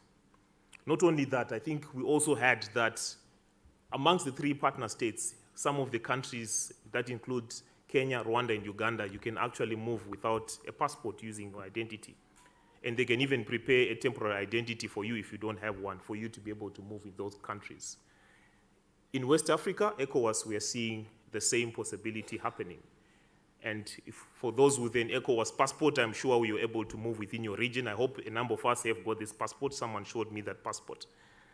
That allows us to have the possibility of free movement of persons. But of course, when we look at that, that is just the starting point. As some of the countries still have some concerns around security and have bilateral agreements that sometimes, on a case-by-case, make it possible for some of the citizens to move. And when we look at that development, or at least some of those challenges, it then creates some hindrances for us as citizens. So I just want to explore some of the common challenges that we need to think about, and then we can then reflect on what that is. So the first and foremost, of course, to be able to have free movement of persons, I think we need to all be at the same level in terms of our digital identity projects, and we're at different levels at this point in time. And when we then look at the different regional economic communities, we then realize that some have got different priorities, or at different stages of development. And sometimes that also has restrictions around our thought process. There are different free movement of persons protocols that have been created, even from the African Union, as well as the regional economic communities. But the challenge we are seeing is that there's slow adoption of some of these protocols, namely because of some of the challenges that we're seeing around security, around discrepancies that are on the economic advantages. We're also seeing I could see this morning some challenges around cybersecurity threats. And these are real. It could be on the ICT infrastructure, it could be on the applications. And when these ID systems are compromised, obviously trust is also one of the major challenges. And those are the things that we also need to think about when we then share information within the region. Of course, when we come to finances, of course, I want to be able to borrow when I'm in Kenya, for example. I want to be able to move with my credit history. How do I do that? I want to be able to probably access other services by trust, based on the trust, for example, if I am a Moroccan citizen. So these are some of the things that we need to consider, especially as challenges as we traverse. So to be able to overcome some of those challenges, I think we need to think about the ID for the future. And that ID means that we need to be able to move within Africa with a common ID. So what does it look like? I think we need to start thinking about a shared ID databases. So what does it mean? I know in the morning we talked about South Africa. They had ESBs, or middleware, that they used to exchange information amongst MDAs. That also could be extended to countries. But what that does is that it starts building up other opportunities for us where we have enhanced financial services, which means that beyond my country, I should be able to access the same financial services whichever African country I am, because I'm an African citizen.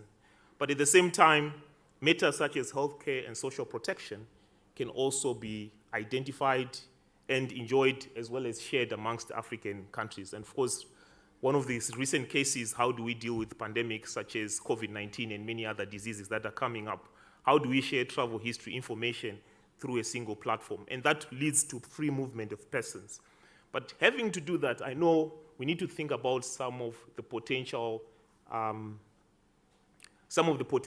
and regulations. This morning we talked quite a lot about the Data Protection and Privacy Acts and regulations. Of course, I do work with some of the governments here around that. But when we now start thinking about regional integration, we also now need to start thinking about harmonization of laws across these countries, particularly at African Union level. we should be having a similar Data Protection and Privacy Act, which can be used across, because we do share data at the moment anyway, but you find that there are discrepancies within that. Then, as we do that now, for the future, we then need to start thinking about governance and ownership model. Who's going to do what? Today, yes, we had a lot of engagements with different leaders within the ID agencies and ministries. But in future, we need to have a governance model that works at a regional level. So to be able to achieve that, I think there are just a few things which I'll talk about quickly in terms of the use case. First, we need to model out country-level maturity, modernize our ID systems, ensure that we apply common standards of biometric data capture and interoperability. That will actually help us now to exchange data between these countries. And then also enable privacy and trust for personal data. I think this is one of the key things that we saw importantly are coming out. And at the end of the day, we should now be able to, at least at a minimum, share this information amongst regional economies or countries where it's needed. Who are the beneficiaries? This could be the private sector, banks, financial banks, insurance companies, telecommunications, especially for traveling and payments. We struggle a lot. And one of the challenges that we face, particularly the immigration authorities, is in the public sector, is around how do we share information for security reasons. The police have an interest, immigration have an interest, public service for statistics have an interest, particularly even when you then start talking about social protection. So this helps now in terms of mobility and reducing non-trade barriers in terms of asking for different information when I'm traversing within Africa. So, of course, this leads to the second use case. You now know my risk profile, my credit rating, and my loan history. And of course, for those in the financial services, you're able to extend open banking standards. Instead of a country or a financial institution having full view of myself, I think countries will be able to have full view of African citizens. And I think that's something very important. And AML, anti-money laundering and counter finance terrorism, I think is one of the challenges we face. And we want to be able to use identity to share this, identity data, to be able to share this information to protect our citizens. Of course, what we want to be able to do is for those in the customer, we know our citizens or our customers across Africa. So on the healthcare perspective, of course, vaccination status will be key. Our travel history would know. And to some extent, would also be able to extend social protection measures and health insurance.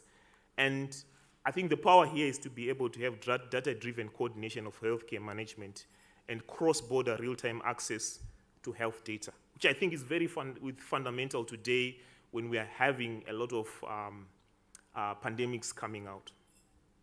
And then finally, what does it mean for me? I think one, mobility is important, mobile devices, telecommunications. I'm able to have portability of my numbers as I move across countries. I'm able to move really cross-border because you know who I am and you access my services without the need of my passport document. I'm also able to access digital financial services. Security, you know who I am. You know my criminal record because we've got access to a common ID. And then I'm able to pay and access digital payments as a citizen. And that's something that's very important in the sense that you now remove some of those barriers that we face as Africans as we trade, we look for employment across Africa. And of course, what's more important is that when we have a common shared ID, we are also able to agree on common standards for securing that particular ID. To be able to, in closing, I think one of the key things we need to think about is who shall own and manage these initiatives. So I think beyond this, we need to have the African Union, regional economies, as well as countries now start coming together, thinking about new protocols, projects, including work groups to be able to achieve this. And of course, one of the things that's very important is to look at the risks. Do we have the political will? Do we have the funding, security, laws and regulations? I think now beyond country level, we now need to extend towards the region. So it also means us thinking about revising the existing regulations, sensitization of the benefits, having an M&E mechanism in terms of now implementing these major projects. And of course, we need now to think of it starting with quick wins in terms of the use cases. So I think the final takeaways, I think, which is important, which I had this morning, is that governments need to prioritize identity projects within their countries, but also accelerate the implementation with minimum baseline standards, which are agreed across. This would then allow us to apply interoperability in future. We also need to now start talking or having discussions around interoperability framework and standards of sharing data amongst ourselves. I think that's the next discussion. And also having conversations around what are those quick wins or use cases for those countries like maybe Kenya, Morocco, who have started or are halfway across. What can we start with? And then laws and regulations are very important to be able to maintain trust, and privacy is one of the key elements. How do we now think about it at a regional level? And as we do that, rather than being theoretical, let's also start discussing what are the potential threats that we could have in terms of cybersecurity threats. And we engage them, and we start now developing a roadmap as part of our design. Having a governance framework, very, very fundamental. Who's going to do what? I think I talked about it.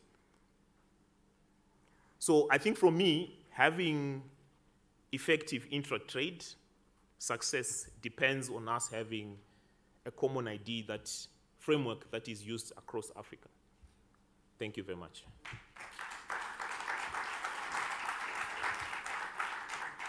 I hope I kept time. Thank you, Mr. Herkels. Thank you.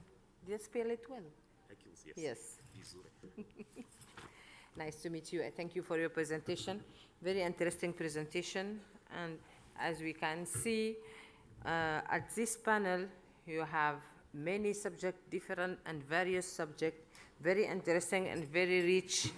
So I think we had more exchange in this panel. So for people who wants to see with all our panelists, you have a stand, right? So you can visit their stand. Is Ernst and Young. Yes. Yeah, Ernst and Young. Yeah.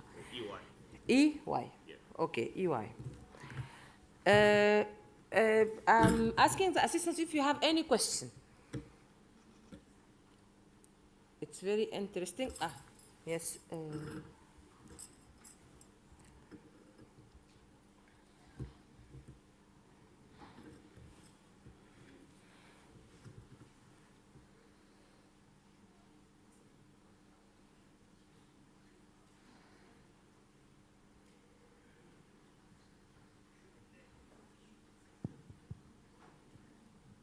Thank you. Thank you very much for your interesting presentation. I wanted to understand this vision. Is it the EY vision or a vision shared with the African Union also?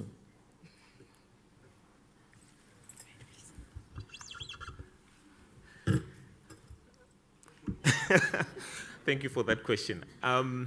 I think this is when you look at the AAF CFT, you then realize that I think it's an implied vision, because the African Union wants to promote the free movement of persons. And what I'm looking at is what it means from an identity perspective. You then realize that if people are able to move and to be able to achieve free movement of persons, you also need to have the ID as a foundational element of that. So if we create the right mechanisms, as I was sharing, then that will be possible. But of course, what I was also sharing with you was imagining what it would look like. And I gave you 4 use cases that you can start thinking of. Thank you very much. We have another question here, please. Another there. So we'll take, because time is running out, we'll take just two questions and go to the next panelist, please. Thank you.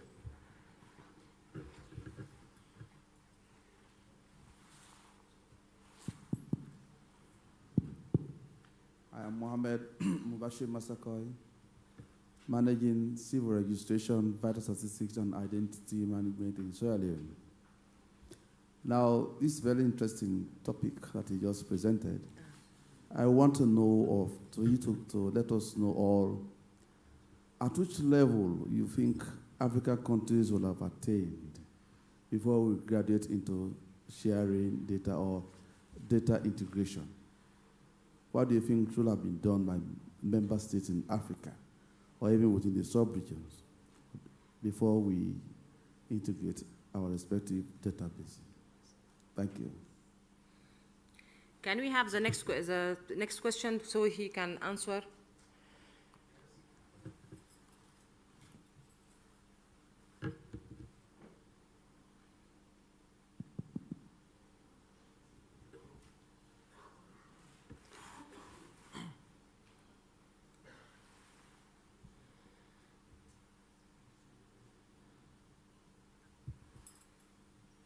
Hello, thank you for the presentation.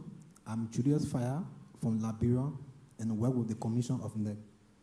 My question is, when you see the team identity in transformation, that's a team saying about this program, ID4Africa. Okay, what mechanism are you putting into place to help other countries that are lacking behind data infrastructure?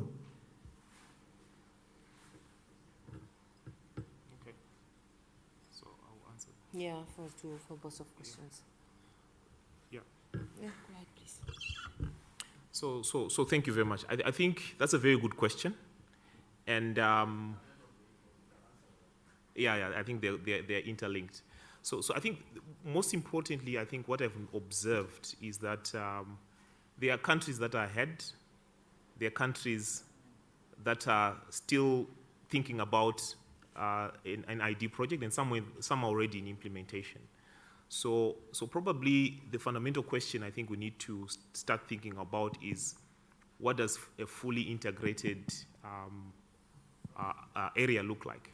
And we have conversations around interoperability standards, data standards. I think he talked about a governance framework, and I think there should be a working group that now needs to start developing these standards, which should be common amongst all the ID projects that we're actually working on, because it then creates a foundation for the future projects in as far as what do we need to do in terms of creating a foundation for sharing data, be it cybersecurity.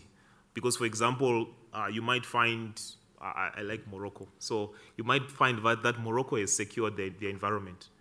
But if they're going to integrate, even if it's through a middle layer, one of the key questions they are going to ask you is, are you secure, for example? So those are the questions I think we need to talk about. And I said, to be able to do that, I think we now need to think of having a work group to having these conversations, and maybe even a study to assess where are we and what is it that we need to think about going forward. And that they will then inform how we actually have a common ID for Africa. Thank you. Thank you, Mr. Herkels. Thank you. If you need any information, you can go straight to their stand and discuss with him. You will have all the information. Thank you. Let's invite Mr. Jérôme Coulon.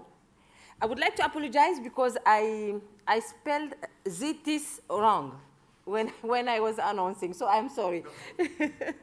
So please, she will talk about identity at the end again.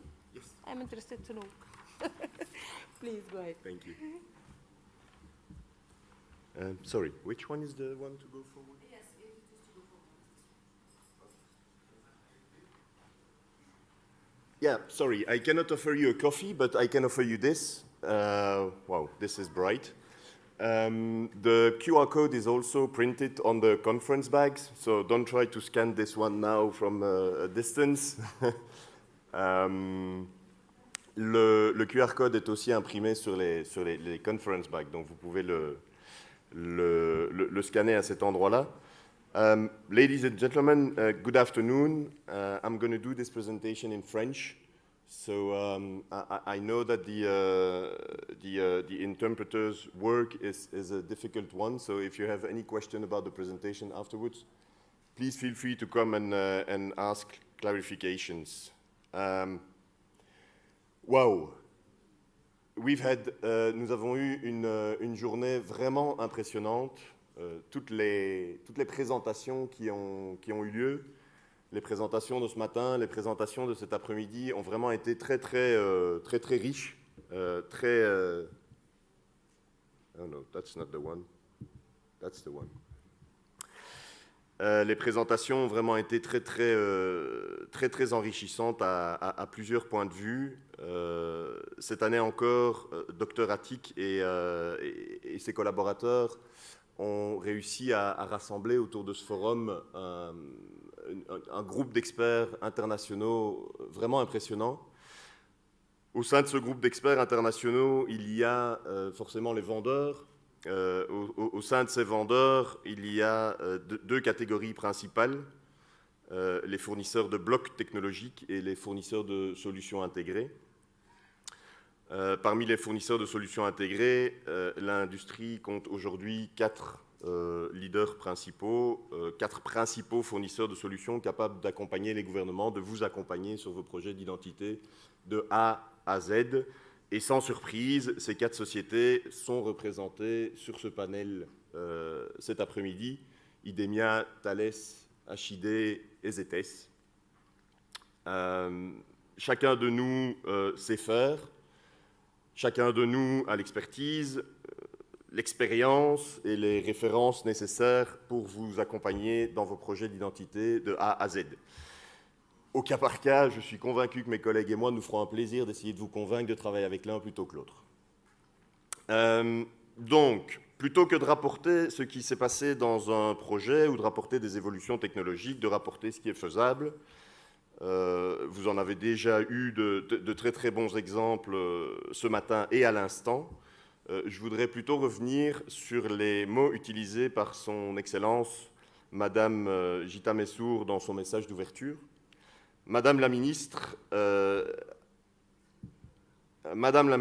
a insisté sur le besoin de mettre en place un système de gestion intégré de l'identité, d'établir l'interopérabilité des différents systèmes de l'État, de créer un écosystème d'identité afin d'œuvrer plus à l'inclusion sociale et au développement durable pour tous. Bon, en fait, je pourrais presque m'arrêter ici, hein. Tout est dit. Mais bon, je vais quand même prendre quelques minutes pour développer sur ces sujets. Ceux d'entre nous qui me connaissent ou qui ont pu assister à ma présentation à Johannesburg il y a 2 ans savent que je n'ai pas pour habitude d'avoir ma langue en poche ou de pratiquer la langue de bois. Comme on dit en français, I don't do small talk, I like to be blunt. J'aime mettre ou remettre sur la table les sujets qui empêchent de tourner en rond et qu'on a parfois tendance à vouloir oublier. Soyons bien clairs, I'm not pointing fingers, je n'attaque personne. Nous sommes tous ensemble ici dans une réflexion visant à améliorer la vie des citoyens et nous débattons de la meilleure manière d'y arriver. Dans le cadre de ce débat, nous devons pouvoir aborder tous les sujets, y compris les plus délicats. Nous allons donc parler, il est 17h25, c'est une bonne heure, nous allons donc parler de politique. Charlotte l'a mentionné du bout des lèvres tout à l'heure à la fin de sa présentation. Ce n'est pas un sujet facile, il faudrait plutôt parler de volonté politique ou surtout de consensus politique. J'espère que nous serons tous d'accord pour dire que les principaux obstacles à nos projets d'identité aujourd'hui ne sont ni financiers ni technologiques, mais plutôt humains, organisationnels et politiques. La technologie est là, les experts technologie sont là, nous sommes tous présents pour vous aider, les bailleurs de fonds sont présents, certaines entreprises proposent même d'accompagner les gouvernements dans le cadre de vrais partenariats publics-privés où le gouvernement ne devra rien payer comme investissement initial. Donc les finances sont là, il s'agit de les utiliser correctement. La question n'est ni technologique ni budgétaire. Vous remarquerez qu'un peu plus tôt, j'ai dit que nous étions ici pour trouver les moyens d'améliorer la vie des citoyens. Je n'ai pas dit que nous étions ici pour trouver la meilleure manière de les identifier. Les gouvernements du monde existent pour les citoyens. Un gouvernement n'existe pas pour lui-même. Un gouvernement n'existe pas pour les individus au sein du gouvernement, ni pour l'organisation gouvernementale en tant que telle. Le gouvernement a pour vocation d'offrir des services publics aux citoyens pour améliorer la vie des citoyens au travers de ces services publics. Le premier client du gouvernement doit être le citoyen. La première préoccupation de l'État doit être le citoyen. Tout ce que le gouvernement fait doit être centré sur le citoyen, et on l'a déjà entendu dans des présentations préalables aujourd'hui. En anglais, les membres de la machine étatique sont appelés des public servants, des serviteurs publics. Une personne qui est au service de la population, pas au service de lui-même, ni au service de son ministre, ni même au service de son président, ni au service de son DG, de son directeur général. Non, au service de la population, il s'agit d'un public servant. Notre première préoccupation à tous ici présents doit être d'améliorer la gouvernance, d'améliorer la gestion des services publics en vue de l'amélioration de la vie des citoyens. Il ne s'agit donc pas de faire de l'identité pour l'identité. C'est vrai qu'aujourd'hui, par un souci de facilité et de rapidité, beaucoup de pays, souvent sous l'impulsion de la Banque mondiale et du projet ID4D, ont opté pour la constitution de registres de population, c'est-à-dire d'une base de données non relationnelle, réunissant des identifiants uniques correspondant à chaque individu au sein de cette société. Joby a mentionné tout à l'heure dans sa présentation, « Governments need to know who they are transactioning with ». Ce genre de base de données non relationnelle permet de faire ce genre de vérification transactionnelle.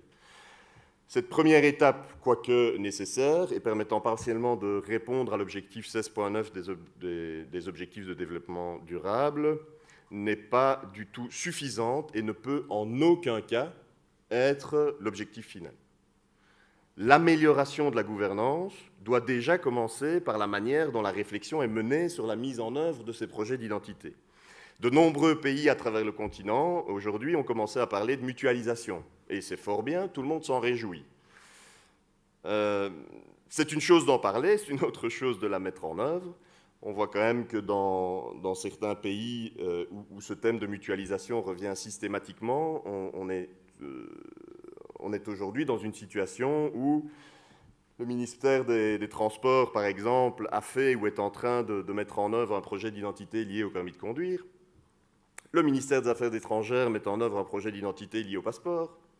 Le ministère de la fonction publique met en œuvre un projet d'identité lié au recensement des fonctionnaires. Le ministère de l'Éducation met en œuvre un projet d'identité lié au recensement des étudiants et à la distribution de cartes d'étudiants. Et puis, il y a le ministère de l'Intérieur qui met en œuvre, comme dans la plupart des pays sur le continent à ce stade, un organe d'identification de la population qui, lui, se retrouve avec le mandat général d'identifier toute cette population, préalablement identifiée par tous les autres ministères. Chaque ministère, chaque agence, chaque institution achète son propre matériel d'enrôlement, investit dans ses propres machines de personnalisation, investit dans ses centres de données, dans ses solutions ABIS, etc. Clairement, malgré le fait qu'on en parle beaucoup, qu'on parle beaucoup de la mutualisation, on ne la voit pas beaucoup sur le terrain, ou en tout cas pas dans tous les pays. Alors que l'amélioration de la gouvernance et l'amélioration du service aux citoyens, cette optimisation, commence en effet par cette uniformisation, cette mutualisation et ce consensus qui doit être trouvé au niveau du gouvernement en tant qu'entité unique et indivisible dans son déploiement de cette politique d'identité en vue de l'amélioration des services publics aux citoyens. Il y a un gouvernement et une population. Il s'agit que le gouvernement en tant qu'entité s'adresse aux citoyens en tant qu'individus. Il y a maintenant dans de plus en plus de pays, et notamment au Maroc, on l'a entendu tout à l'heure dans la présentation, en Estonie, en Belgique, pour prendre des exemples européens, la Belgique d'où je proviens, si tout le monde n'a pas repéré ça à l'accent, ce principe du « only once », seulement une fois, qui s'applique. Ça veut dire quoi? Ça veut dire que le gouvernement ne pourrait pas revenir 2 fois vers le même citoyen pour demander la même information. Ce principe de only once est très intimement lié. Ce principe de only once est très intimement lié à la notion de source authentique, que j'avais déjà défendu d'ailleurs il y a 2 ans à Johannesburg en présentant le même principe d'écosystème d'identité. Chaque entité gouvernementale a en effet son système sectoriel et ses compétences régaliennes, et qu'il s'agit bien entendu que chacune de ces entités gouvernementales garde ses compétences régaliennes, garde son système, mais que toutes ces informations soient mises en commun. L'identité citoyenne ne doit pas être répliquée, ne doit pas être multipliée au sein du gouvernement. Le citoyen est connu une fois du gouvernement, a une identité vis-à-vis du gouvernement, qui est la fameuse identité légale dont nous débattons ici. Cette identité légale doit être utilisée pour interfacer tous les systèmes sectoriels du gouvernement. L'objectif final d'amélioration des services publics aux citoyens ne peut passer qu'au travers de la mise en œuvre de systèmes relationnels qui vont communiquer entre eux, qui vont permettre à tout moment au pouvoir public d'avoir une visibilité en quantité et en qualité sur la structure de sa population. Il est évident, et c'est un argument souvent utilisé, et on l'a entendu tout à l'heure dans les présentations, que l'existence d'un registre de population, c'est-à-dire d'une base de données non relationnelle, comprenant simplement des listes de tous les individus leur associant un identifiant unique, est un premier pas dans cette direction et permet par exemple, le jour où un citoyen veut pouvoir bénéficier d'une aide de l'État, de pouvoir facilement vérifier si ce citoyen est bien dans le registre de la population et de lui octroyer ou pas cette aide. C'est fort bien, mais comment définir cette aide de l'État? Comment définir le niveau de cette aide de l'État? En quelle quantité sur les soins de santé? En quelle quantité sur l'éducation? En quelle quantité sur l'agriculture? En quelle quantité sur les infrastructures? Dans quelle région du pays? Pour quel type de population? Les femmes, les enfants, les chercheurs d'emploi, les formations professionnelles, que sais-je encore? Et donc, pour en revenir à la mise en œuvre d'un projet d'identité nationale, la mise en œuvre d'un véritable écosystème d'identité nationale, il faut cesser avec ces projets sectoriels. Un pays ne peut pas revenir 3 fois, 4 fois, 5 fois, 10 fois vers un citoyen au travers de différentes institutions du gouvernement, sous prétexte de l'identifier, sous prétexte de lui amener un service, sous prétexte de lui remettre une carte, un document, un permis de conduire, un passeport, une carte d'artisan, une carte d'étudiant, une carte de fonctionnaire, un titre de séjour, bref, la liste des cartes qu'on pourrait imaginer et fournir est sans fin, et à chaque fois est une très bonne excuse pour lancer un nouveau projet sectoriel d'identité. Mais non, ça, ce n'est pas mettre le citoyen au centre des préoccupations de l'État. Ça n'établit certainement pas cette relation only once entre le gouvernement et le citoyen. La première chose à mettre en œuvre, est vraiment cette notion de only once, de une seule fois, de source authentique, qui est directement liée avec la notion de guichet unique, de single point of contact. Le citoyen doit pouvoir savoir qu'il se présente à un endroit, le guichet du gouvernement, et qu'à cet endroit, il va pouvoir faire les déclarations de naissance, il va pouvoir faire les déclarations de décès, il va pouvoir faire les demandes de carte d'identité, les demandes de passeport, les demandes de permis de conduire, les demandes de titre de séjour, les déclarations quelles qu'elles soient, voire même les demandes d'aide, de subsides, d'accompagnement, les vérifications d'éligibilité à ceci ou cela. Et derrière ça, bien entendu, il s'agit de mettre en place la colonne vertébrale, le backbone informatique de l'État, qui permet à ce guichet unique de renvoyer vers le ministère régalien pour le sujet concerné, bien évidemment. Il s'agit en aucun cas, ici, de phagocyter les compétences d'un ministère, de phagocyter les compétences régaliennes d'un ministère pour les attribuer à un autre ministère. Par contre, il s'agit de mettre le citoyen au centre et de rappeler que ce n'est pas un ministère qui échange avec un citoyen, mais bien le gouvernement qui échange avec un citoyen. Derrière le guichet unique, forcément, on peut aussi aller chercher la mutualisation au niveau des infrastructures. Quand on parle de remettre des preuves d'identité, aussi bien physiques que numériques aux citoyens, on en entend plusieurs exemples aujourd'hui, dans un cas comme dans l'autre, il s'agit d'avoir les infrastructures qui permettent de générer ces preuves d'identité. Alors, ces preuves d'identité, elles peuvent être multiples, elles peuvent être liées à différents ministères du gouvernement, mais toujours de la même manière, il y a intérêt à mutualiser ces infrastructures et ces services. On va parler par exemple d'un centre de personnalisation de documents d'identité. Certains pays sur le continent ont déjà franchi le pas, et certains depuis très longtemps d'ailleurs. Je pense par exemple à la Direction générale des documents nationaux du Togo, qui existe, il me semble, depuis 2005, et qui a la charge de personnaliser les passeports, les permis de conduire, les cartes d'identité, les titres de séjour, etc., ou encore à la NAT du Tchad, qui a, me semble-t-il, plus ou moins les mêmes responsabilités, les mêmes prérogatives. Ça ne fait pas d'eux les responsables de ces différents documents. Par contre, ça fait d'eux les responsables de la personnalisation, ça fait eux les imprimeurs de ces documents. Donc, guichet unique, source authentique, only once, mutualisation des infrastructures, mutualisation du backbone informatique de l'État et d'autres outils tels qu'une solution ABIS, par exemple. 2 minutes. Bien entendu, toutes ces mutualisations impliquent toujours le même besoin d'une volonté et d'un consensus politique. On en revient à l'aspect politique. C'est vraiment la clé principale, c'est que chacun doit accepter de mettre de côté ses objectifs personnels, ses objectifs individuels en tant que ministre, en tant que haut fonctionnaire, en tant que directeur général de tel ou tel organisme de l'État. Il ne s'agit pas des intérêts individuels de chacun, il s'agit d'améliorer le service à la population et il s'agit d'optimiser le fonctionnement du gouvernement en vue de mieux servir le citoyen. Il s'agit donc que toutes ces personnes se mettent autour de la table et atteignent un consensus fait de compromis dans l'intérêt du citoyen. Si vous n'êtes pas prêt à servir le public, il ne faut pas être public servant. Et je terminerai en rappelant une fois de plus les mots de son Excellence Madame Jita Mezour. Il faut mettre en place un système de gestion intégré de l'identité, établir l'interopérabilité des différents systèmes de l'État, créer un écosystème d'identité afin d'œuvrer à plus d'inclusion sociale et de développement durable pour tous. Je vous invite, si ce n'est déjà fait, à lire attentivement nos livres blancs sur le sujet. Merci.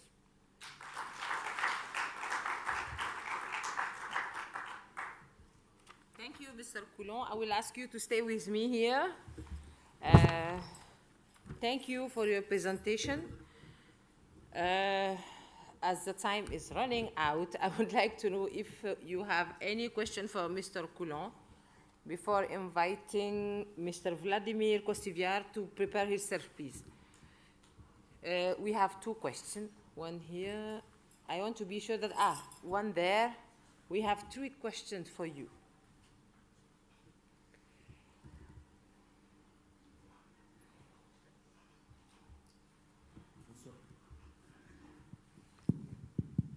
Bonsoir à tous. Merci pour cette brillante présentation. Je suis William Kassi Kadjo de la Côte d'Ivoire.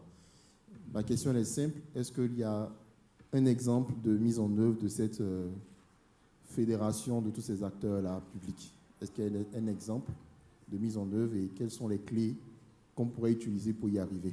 Merci. Vous voulez prendre les questions ou C'est vrai. Okay, we'll take all the questions, so he will respond. Next one.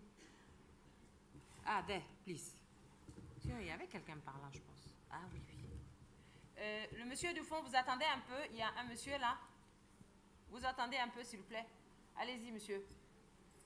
Désolé, 1 minute. J'étais en Côte d'Ivoire. Je suis très surpris par la présentation du monsieur de ZS. Je n'ai pas l'impression que son discours est en lien avec ce qu'ils font sur le terrain. Go ahead, please. Bonjour. Je suis Serge Ajovi du Bénin. Je voudrais remercier M. Coulon pour sa brillante présentation à double titre. D'abord parce qu'elle est brillante et aussi parce qu'elle est tout à fait conforme à mon opinion sur la question et ce que nous avons essayé sur ces 4 dernières années de mettre en place au Bénin.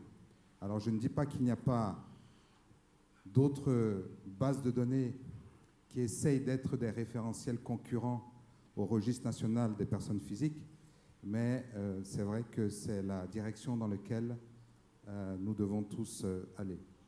Je le remercie aussi parce que, en tant que intégrateur, fournisseur de services, cette approche ne vous arrange pas, parce que ça veut dire clairement moins de contrats. Donc, je crois qu'il fallait le dire. Ma question, c'est, l'idéal, ce serait ça.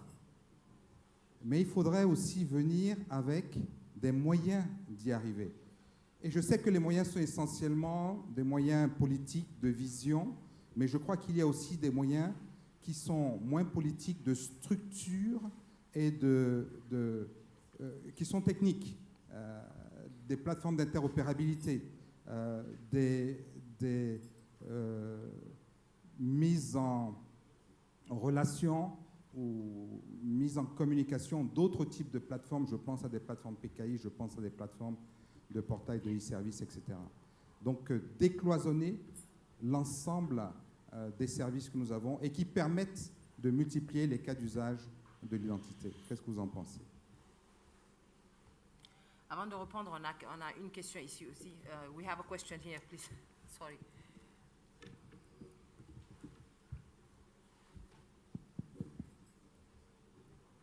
Bonjour, monsieur.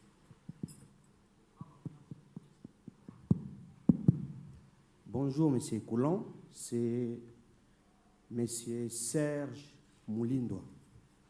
Je suis de la RDC, de l'ONIP, que vous connaissez très bien. Vous avez parlé de la mutualisation. La mutualisation, maintenant, là, c'est l'approche que la RDC voudrait mettre en place pour passer aux premières opérations d'identification de la population. Étant donné que jusqu'à présent, on ne dispose pas de cartes d'identité nationale. Alors, la République ou le gouvernement est en train de voir comment mettre en place la CENI, qui est l'organe en charge des élections, l'ONIP, qui est la structure en charge de l'identification de la population, et même l'INS, qui est la structure en charge de la statistique, les mettre ensemble pour faire les premières opérations d'identification, l'enrôlement des électeurs, mais aussi les recensements généraux de l'habitat. Vous connaissez très bien le Congo, vous connaissez très bien toutes les réalités du Congo.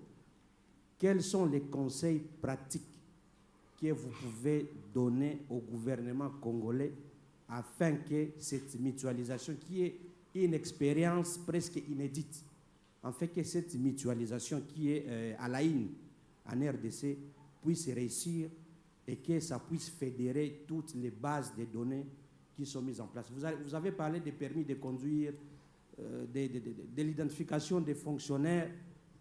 Du fond de moi, je me suis dit que M. Coulon parlait directement de la République démocratique du Congo, parce que ce sont des projets qui sont presque mis en place et nous avons une multitude d'identifications sectorielles et au risque que nous puissions avoir plusieurs identités pour un individu. Heureusement que l'approche de la mutualisation a été acceptée par le gouvernement.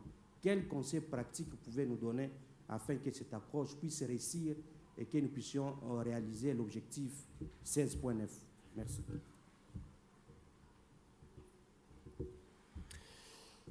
Merci beaucoup. Merci pour ces 4 questions qui sont vraiment très, très intéressantes et qui, à ma grande joie, se répondent l'une l'autre. La première question sur les exemples de ce genre d'implémentation complètement intégrée, complètement mutualisée. Je pense qu'on a quand même eu aujourd'hui beaucoup de très très bons exemples d'implémentation qui vont en tout cas dans ce sens-là. L'implémentation dont on vient de revoir encore maintenant la présentation sur le Maroc va clairement dans ce sens-là. On a eu dans les questions-réponses plusieurs informations qui étaient vraiment très rassurantes sur le fait qu'il y avait cette interopérabilité qui était mise en œuvre. On a même entendu parler justement de ce principe de only once, de seulement une fois, et de cette volonté de ne pas retourner 2 fois vers le même citoyen avec la même question. Donc oui, je pense que s'il faut citer un exemple en particulier, après M. Adjovi a pris la parole pour la 3e question et a rappelé que le Bénin est vraiment sur la route de faire le même genre d'intégration très réussi au niveau national. Je ne sais pas si je peux me permettre de répondre à cette question. Je pense que si il faut citer un exemple en particulier, après M. Adjovi a pris la parole pour la 3e question et a rappelé que le Bénin est vraiment sur la route de faire le même genre d'intégration très réussi au niveau national. J'espère que ça vous satisfera pour la première question. Je m'attendais un peu à la deuxième question. Donc la deuxième question rappelait que ZETES en Côte d'Ivoire fait avec son partenaire technique SNEDAI, nous sommes le partenaire technique de SNEDAI localement, fait les passeports, fait les visas et fait aussi la carte pour la couverture maladie universelle. Donc toute une série de projets sectoriels. Et donc en effet, la question est, mais pourquoi est-ce que vous venez défendre un point de vue où il faut arrêter de faire des projets sectoriels alors que c'est ce que vous faites en Côte d'Ivoire? Merci. La réponse, malheureusement, je n'ai pas de meilleure réponse à fournir que ça, c'est que ce n'est pas au secteur privé à améliorer la gouvernance de l'État.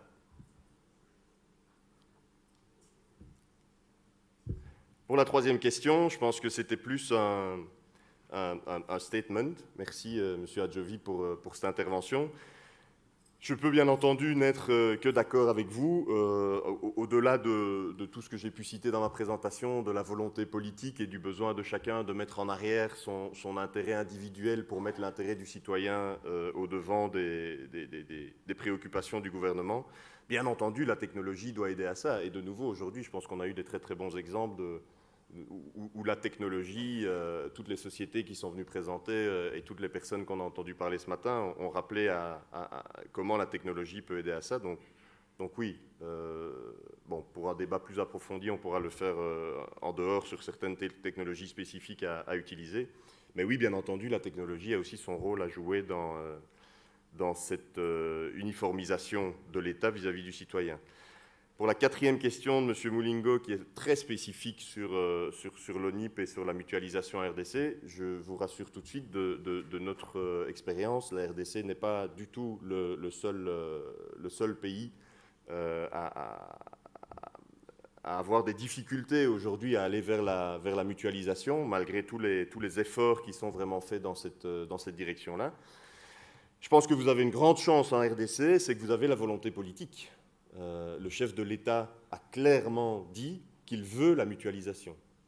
C'est lui qui a mis tout le monde en rang et qui a dit au Premier ministre, prends la mutualisation en main, fais-en un groupe de travail et assure-toi que la mutualisation va arriver. Il y a aujourd'hui un groupe de travail en RDC qui se tient au niveau de la primature et qui rassemble les différents acteurs que vous avez cités. C'est une très bonne manière d'y arriver. Après, il va falloir forcément que ces différents acteurs arrivent à un consensus qui permettra de mettre en œuvre cette mutualisation. Merci. Thank you, Mr. Coulon. Thank you, Mr. Coulon. I'm going to invite Mr. Vladimir Kostivia. Did I spell it well? Yes. Thank you. Business consultant for Innovatrix. He will talk about protecting the credibility of election. If you want to slide the next list. Yes.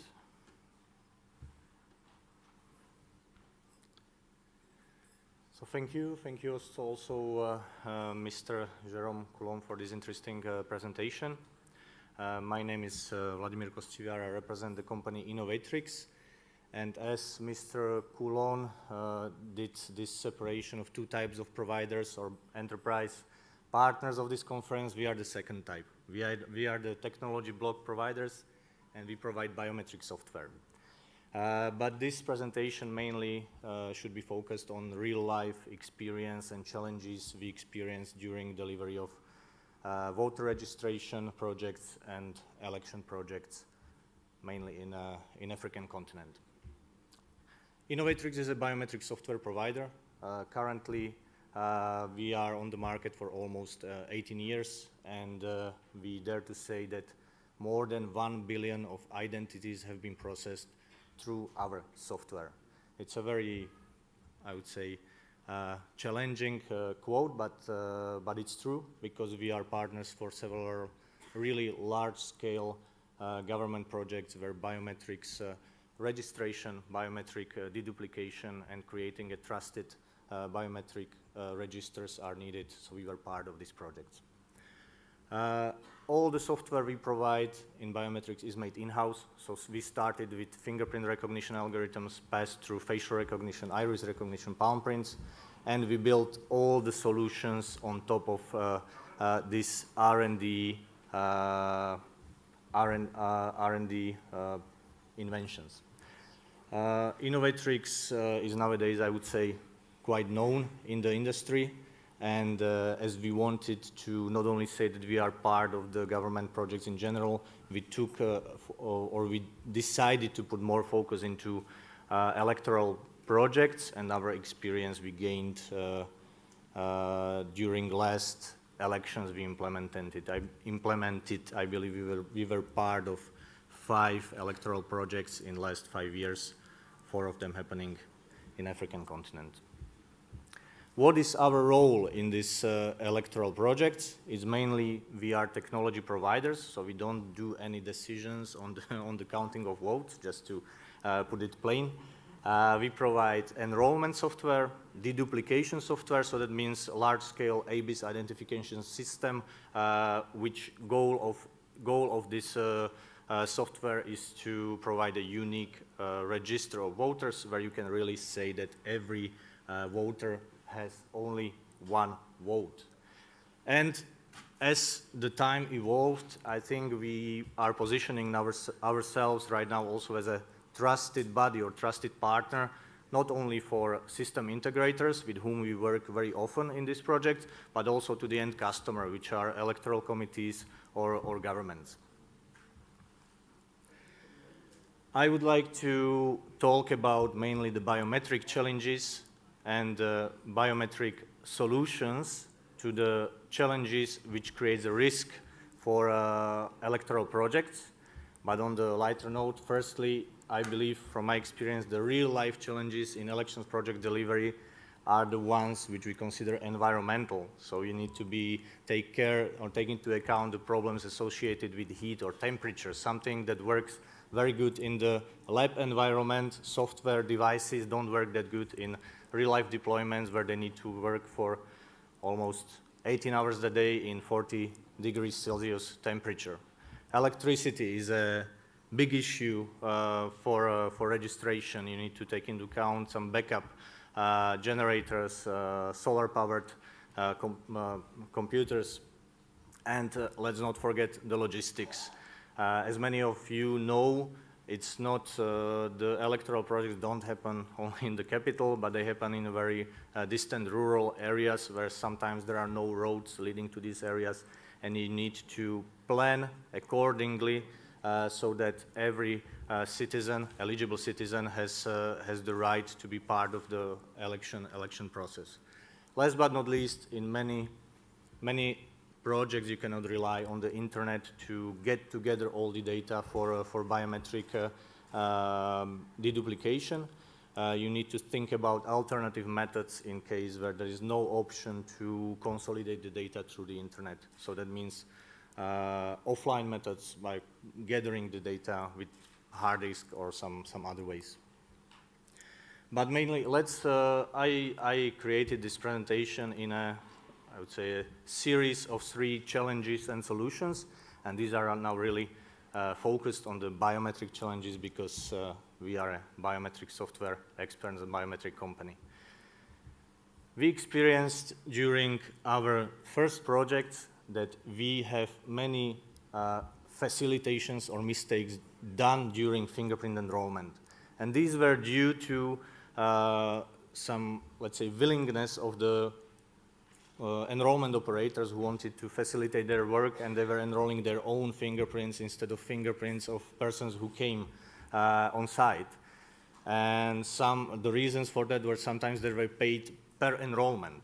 So for them, the most easy way was to do it quickly and enroll themselves multiple times and to get the job done, even if completely in an incorrect way. The other reason is more technical. We know that maybe 1 in a couple of hundreds person has a problem with readable fingerprints, or the fingerprints are not at all suitable for biometric processing. So we need to deal with this situation, and the problem was that after the processing or consolidation of data, we found out that there were a couple of hundreds of biometric duplicates based on fingerprints from the same voting centers. And the real challenge was that the electoral or voter registration process could lose its hard-earned credibility. And also it could cause some invalidation of some enrollments, because you cannot allow an identity which has 100 same fingerprints in the electoral database. What should be the solution for these facilitations or mistakes? So one is obvious. You need to create a good design of the enrollment software. So you need to make sure that every operator is enrolled in at least in the regional database, and he's not able to register his fingerprint, and that you do something what we call a local deduplication. So that means that also during the enrollment process of fingerprints, you make sure there are no identical fingerprints already in the same voting center. But as the time evolved, also the biometric world has changed. There was a shift from a fingerprint-only world to fingerprint and facial recognition, I would say. Why facial recognition? Because if you look, for example, at the NIST benchmark, the accuracy level of facial biometrics raised maybe 5 times in the last 5 years, and nowadays we can say that it's almost at the same level. It's at the same level as fingerprint recognition accuracy. And also the approach, sometimes it's more convenient to use facial biometrics, so it's only natural that it is being used now as a second modality. But what was the problem when our partners or also us, we were using only one single biometric modality for voter registration, is that in some cases the people just didn't have fingerprints. And then you had to deal with the situation what to do with those people. Should you, of course, you should allow them to be part of the electoral process, but how can you then avoid duplicates? And it was really, really difficult, and sometimes we found out, yes, that the problem was that a person received or was able to receive 2 voter cards, which ruined the credibility of electoral body, software provider, technology provider. That's why the natural solution to this would be to add another biometric modality. And as I explained, I'm sorry, this is in the wrong order, but I told what could be the result of using only one biometric modality. And the question was which biometric modality to add.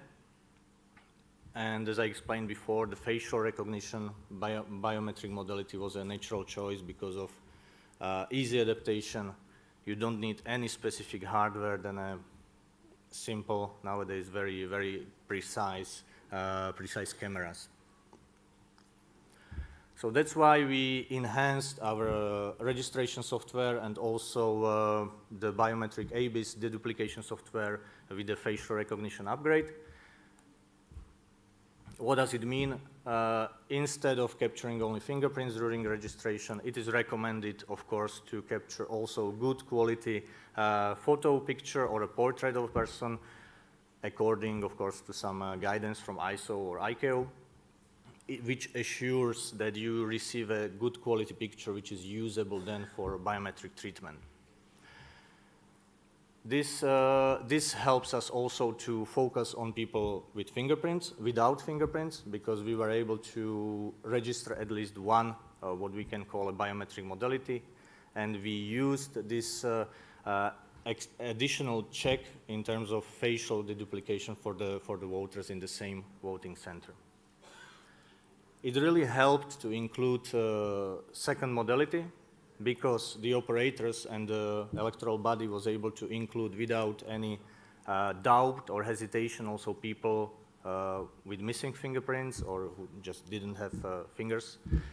We were able to identify strange or maybe fraudulent enrollments where you had different fingerprints but the faces were the same, or vice versa. And it also helped to remove thousands of duplicates in post-processing from previous from previous renames of databases which were migrated before the specific elections. However, it is very crucial to provide specific training for operators or for deduplication operators so they know how to behave when they see that, for example, 4 fingerprints are the same and 6 fingerprints are different, or fingerprints are the same and the faces are different. So that's where we provide our expertise and we train the operators how should they behave in these difficult situations which cannot be handled in an automatic way by an algorithm. The third challenge, which we didn't expect, but we experienced it during, I would say, two last elections, was the fraudulent registration of minors. We didn't expect this to happen, but we found out that because of maybe some political tensions, or maybe because of the willingness to discredit the process of voter registrations, some enrollment operators tried to enroll explicitly kids or minors. I'm not talking about somebody who has 17 or 18 years, but really the kids of 5, 6 years of age, just to prove that the elections cannot be trusted, you know. And this was a difficult situation because it appeared in the local news, it appeared on Facebook pages, and it created a lot of hesitations, and we needed to react to this situation.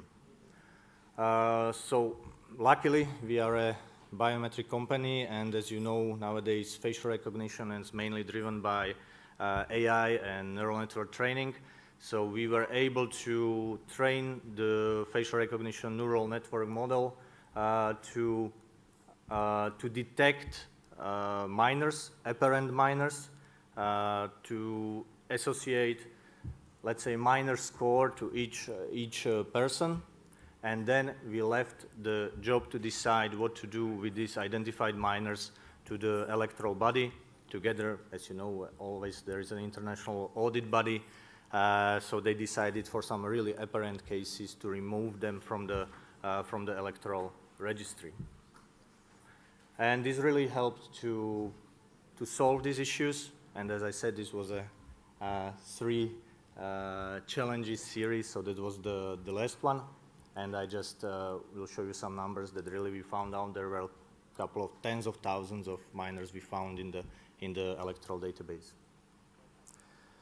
So for the conclusion, I would just briefly say that the main key takeaways are to design properly the enrollment software, to think about all the potential possibilities of frauds or mistakes, and to include also at least 2 modalities for electoral process where biometrics are needed, of course.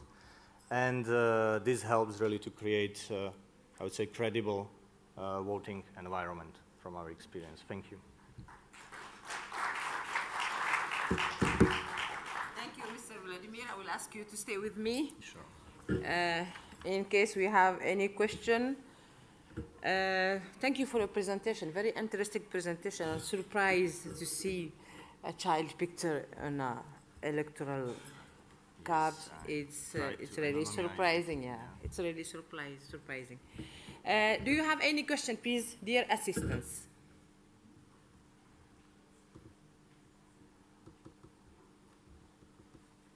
No questions. Do you have a stand here? Yes, we do have a stand. I forgot for to mention. For people who want to ask any question. By the way, the presentation was very clear, I think. So for people who want to ask any question, you have the stand for Innovatrix. Thank you so much, Mr. Vladimir. Thank you so much. Thank you very much. Very interesting presentation. I'm gonna call the last panelist, Mr. Mouhcine. How can I spell it?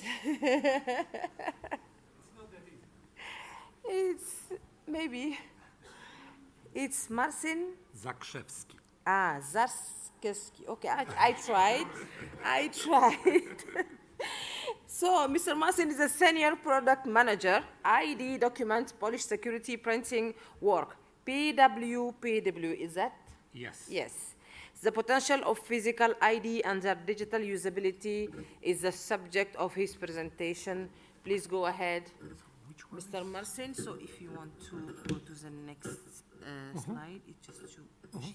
Thank you. Okay, thank you.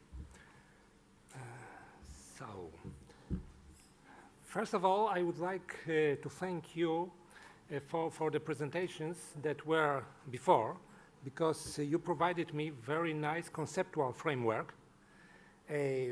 My presentation would be rather on objects, not about meanings, not about concepts, but about objects that we are delivering to sustain the trust you were talking about. It was very, very interesting to hear about enrollment, about different ways to secure that enrollment stage is safe and provide credible information, and other stages of this document issuance process. One of the outcome and main outcome of these processes is the document. The document provides us credibility and trust that is shared along a society. We all need some external source of trust. It cannot come from us, but it should come from some external body. Usually it is government, and government issuing documents would like to give us the framework in which we can trust each other in business relations, in some relations with government, and so on. Some time ago, it was enough if we have such simple passports. For instance, Friedrich Nietzsche used this passport very fruitfully over 100 years ago. However, currently we need much more complicated documents that, apart from a physical layer, apart from texts that are personalized on the document, contain also some other information and are built in such a way so as to be used not only in a physical environment, in direct relations, but also online. And in order to build this trust, to build credible document, we have a couple of stages, starting from the concept of the document, its graphical functions, electronic functions, components that are used, both components to print the document, to prepare electronic layer of this document. We have to provide respective information to the issuer so as he can inform citizens about properties of the document. Of course, context of usage is also very important and crucial. Someone here mentioned about African ID, so ID that would allow to travel throughout Africa with just one document. So this context of usage is very, very important and has to be taken into account. Of course, it cannot be missed currently mobile functionality. Without possibility to use identity on mobile devices, without possibility to use credentials online, the document would be maybe not useless, but would have very, very confined usability. And last but not least, user-friendly experience is also something that has to be taken into account to build a document that is trusted and that is used by citizens and is not afraid of, because it is also important to convince citizens that the document is something that gives them advantage and is of usage.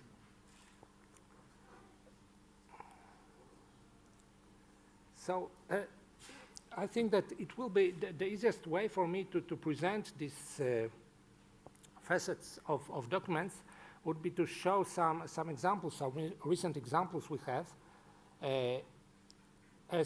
when implementing ID documents in one European country, that is Poland, and one South American country.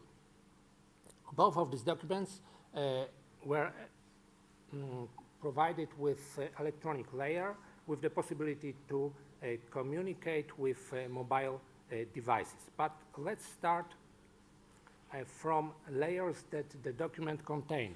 So first of all, it is physical layer, the document you can take into your hand, that you can use as a physical document during some controls or in the banks. The other layer is, of course, electronic component that allows you to use various functions both online or functions like enabling traveling, because this document can be at the same time a counterpart of a passport.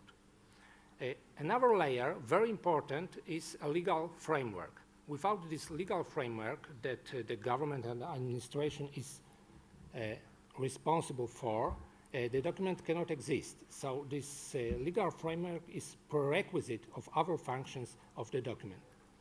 And one more layer is customary usage patterns, because in each society there are some ways the documents are used, and citizens are used to some ways of using documents. So this also has to be taken into account when designing the multifunctional document.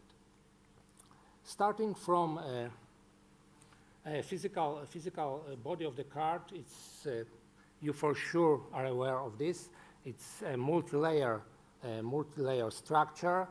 Some of these layers are printed over, and some are just electronic components.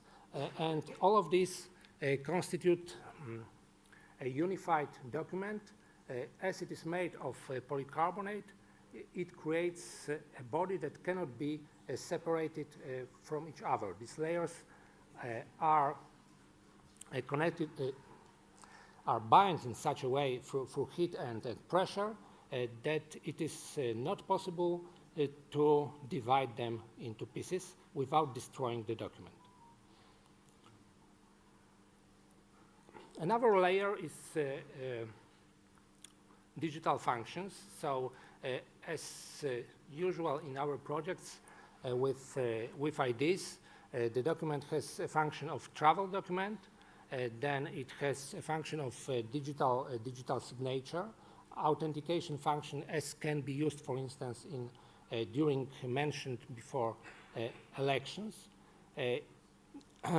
Moreover, the card gives the possibility to interact with mobile devices and to be connected with mobile ID. In some projects, we implement also a match on card functionality that is a counterpart of a PIN. It's some kind of bio-PIN that in particular contexts can be useful and make it easier to use the document and to confirm that it is used by appropriate user, by authorized user, by the document holder.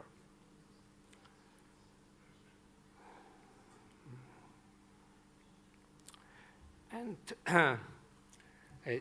we were talking here about the trust credibility.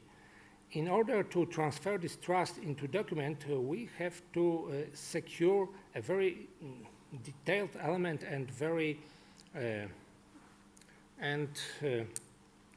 facets of the document that are recognizable at the first sight. So such an element is also, of course, a picture of documents user.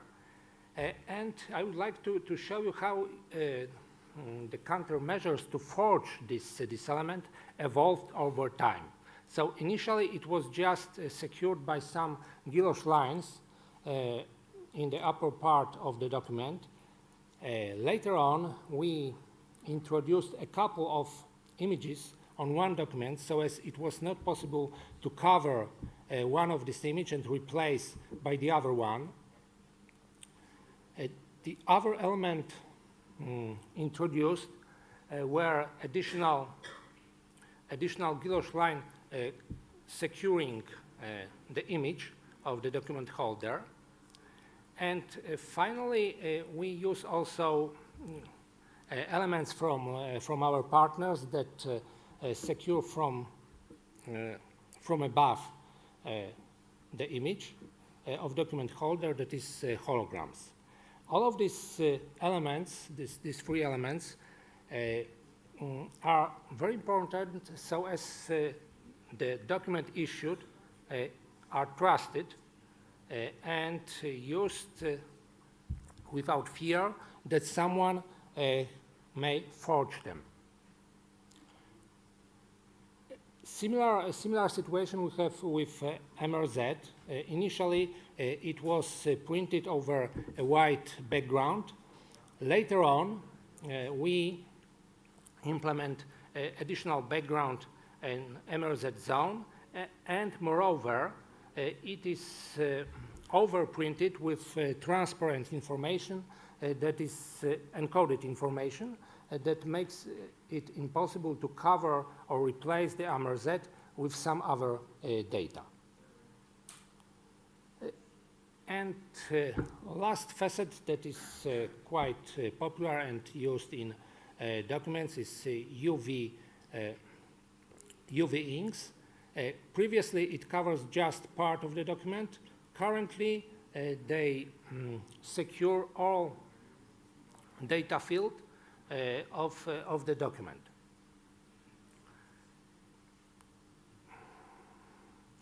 Now, this other layer that the document consists of, and that is of more, I think, interest for the issuer and for the usage of the document, is this electronic layer that contain ICAO application so that the document can be used as a passport. It just depends on legislation and agreements between countries, whether such a document is recognized by another country. It is the case in Europe, in Schengen zone, for instance. We can travel with ID documents. We can go through ABC gates on airports using just ID documents that contain ICAO applications and the same data that we have in passports. Another application that is in the card is PKI applications, that is signature functionality, digital signature functionality. It can be divided as, in this example, to have the function to authenticate the card user, just for instance in some medical facilities. It can have e-sign functionality with the signature provided by the government, and also there can be a slot dedicated to some additional business functions with additional certificates issued by business entities.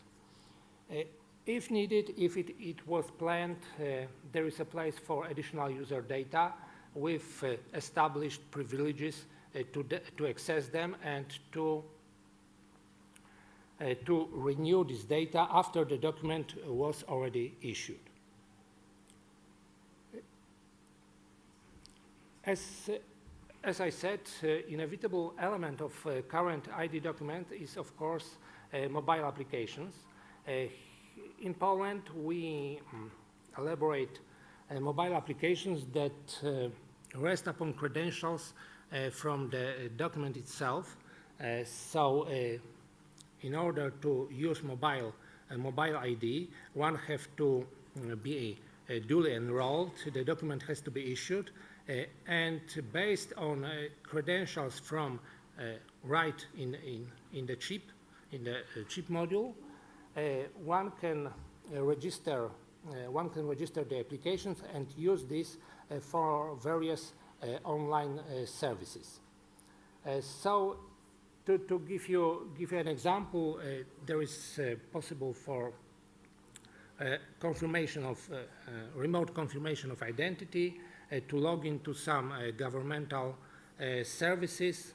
There is a possibility to establish banking accounts or be enrolled to other services that supports communication with this application. What is interesting, these applications also support digital signature, including qualified signature. That is, you do not need any external devices, external readers for the card, but just a mobile phone with NFC-enabled mobile phone, the document issued by the government, and mobile phone to sign the document in a legally binding way. So, what was reached during this implementation? So, at first, we improved the physical security of the documents that are issued. This is a constant process. We do not have such a stage that the document is secure forever, but its physical security features have to be improved every couple of years. What we reach also is we have a travel document allowing Polish citizens, or in case of another example, citizens of Peru, to travel with these documents to a country that sign respective agreements with Peruvian government. The document issued also secures a good and useful tool to sign documents, and as it was mentioned, it is a signature that is legally binding and do not require from the user to have any external devices that sometimes are perceived as cumbersome, and until recently they restrict the popularity of digital signature, because one have to obtain additional reader, contact or contactless reader, which was not very comfortable. What is also important, the card itself, the document itself, is the source of credentials for mobile ID. So there is no need of some super centralized database or any solution that secures the credibility of mobile ID that you have in a smartphones. In Poland, as we can discuss on the booth, we have integrated two applications that works with this solution. So I believe that in a very short way, these steps presented here fulfills the conceptual framework that was presented in previous presentations. Thank you very much, and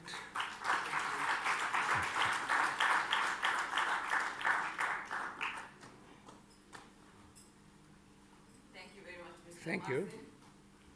I'll try to be as quick as possible. Thank you so much for this presentation. It's a very technical presentation, and I think it's with all details we need to know, but it's important to ask if we, in the assistance, we have any question, please, for Mr. Mouhcine. There is a question. Here? Okay. Yes. The mic is with Aisha. Thank you, Aisha. Thank you, madam. Go ahead, please. Je voudrais remercier donc l'intervenant. Je voudrais remercier l'intervenent pour cette évolution. I'm not speaking French, sorry. He is not speaking French, so we asked for maybe a headset for translation, please. So yeah, thank you. So translator will help.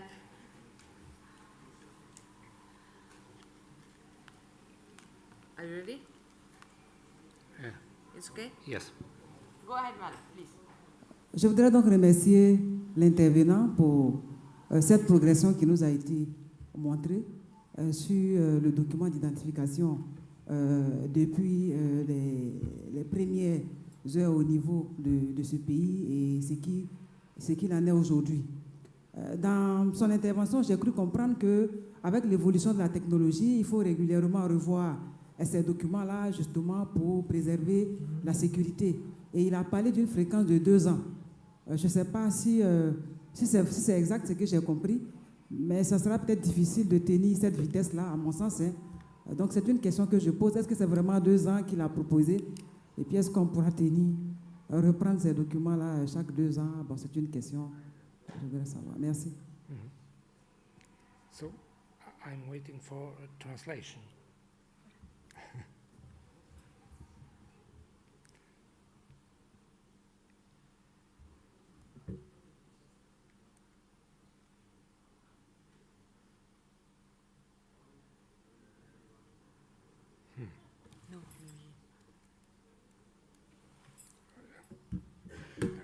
Could you repeat, please, this conversation? Sorry, because I haven't heard anything. Translators, could you repeat, please, the translation?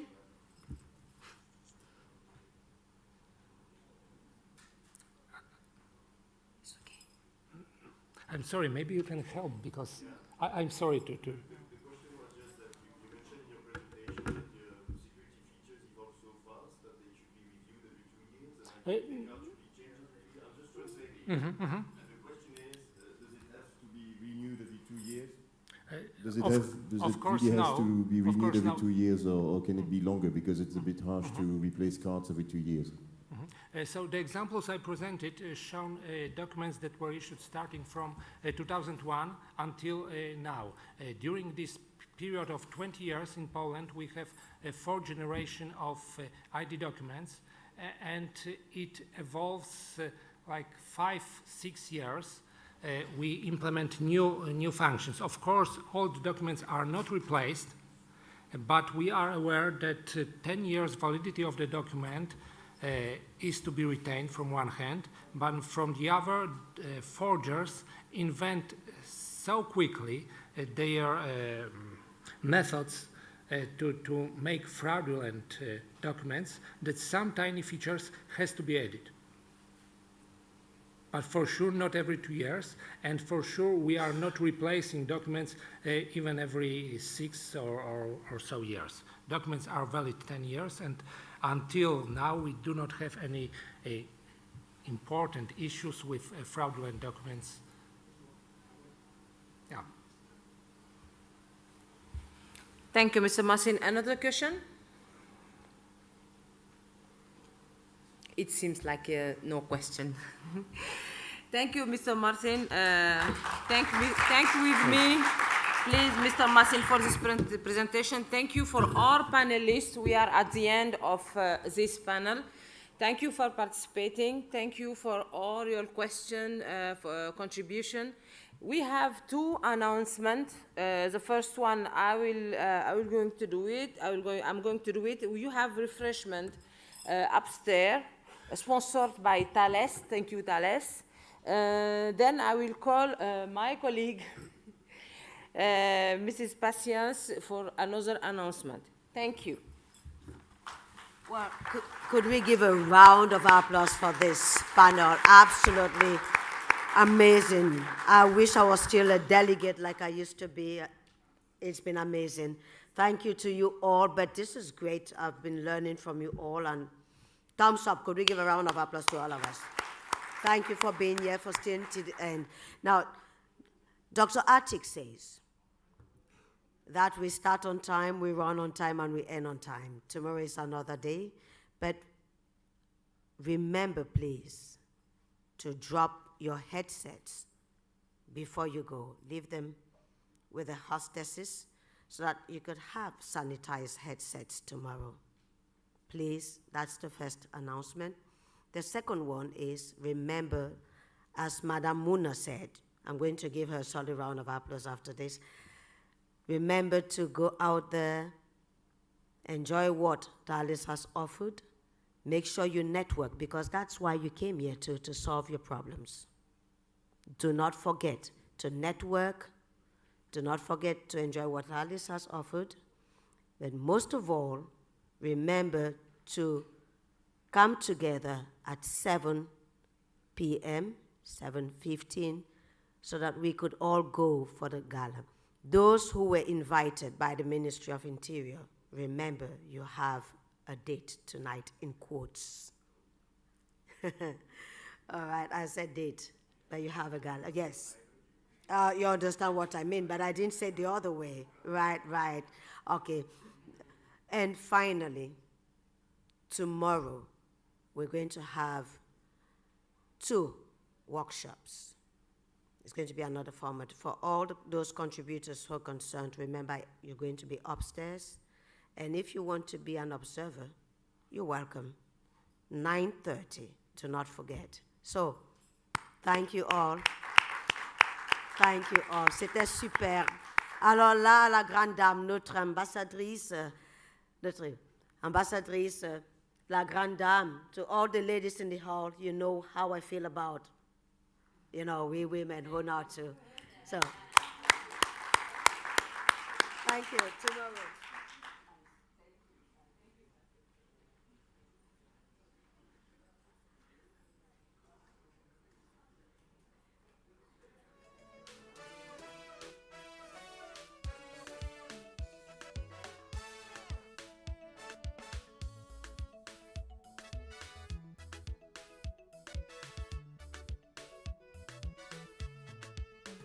Africa arise, Africa arise, Africa arise, oh mama. ID4Africa, ID4Africa.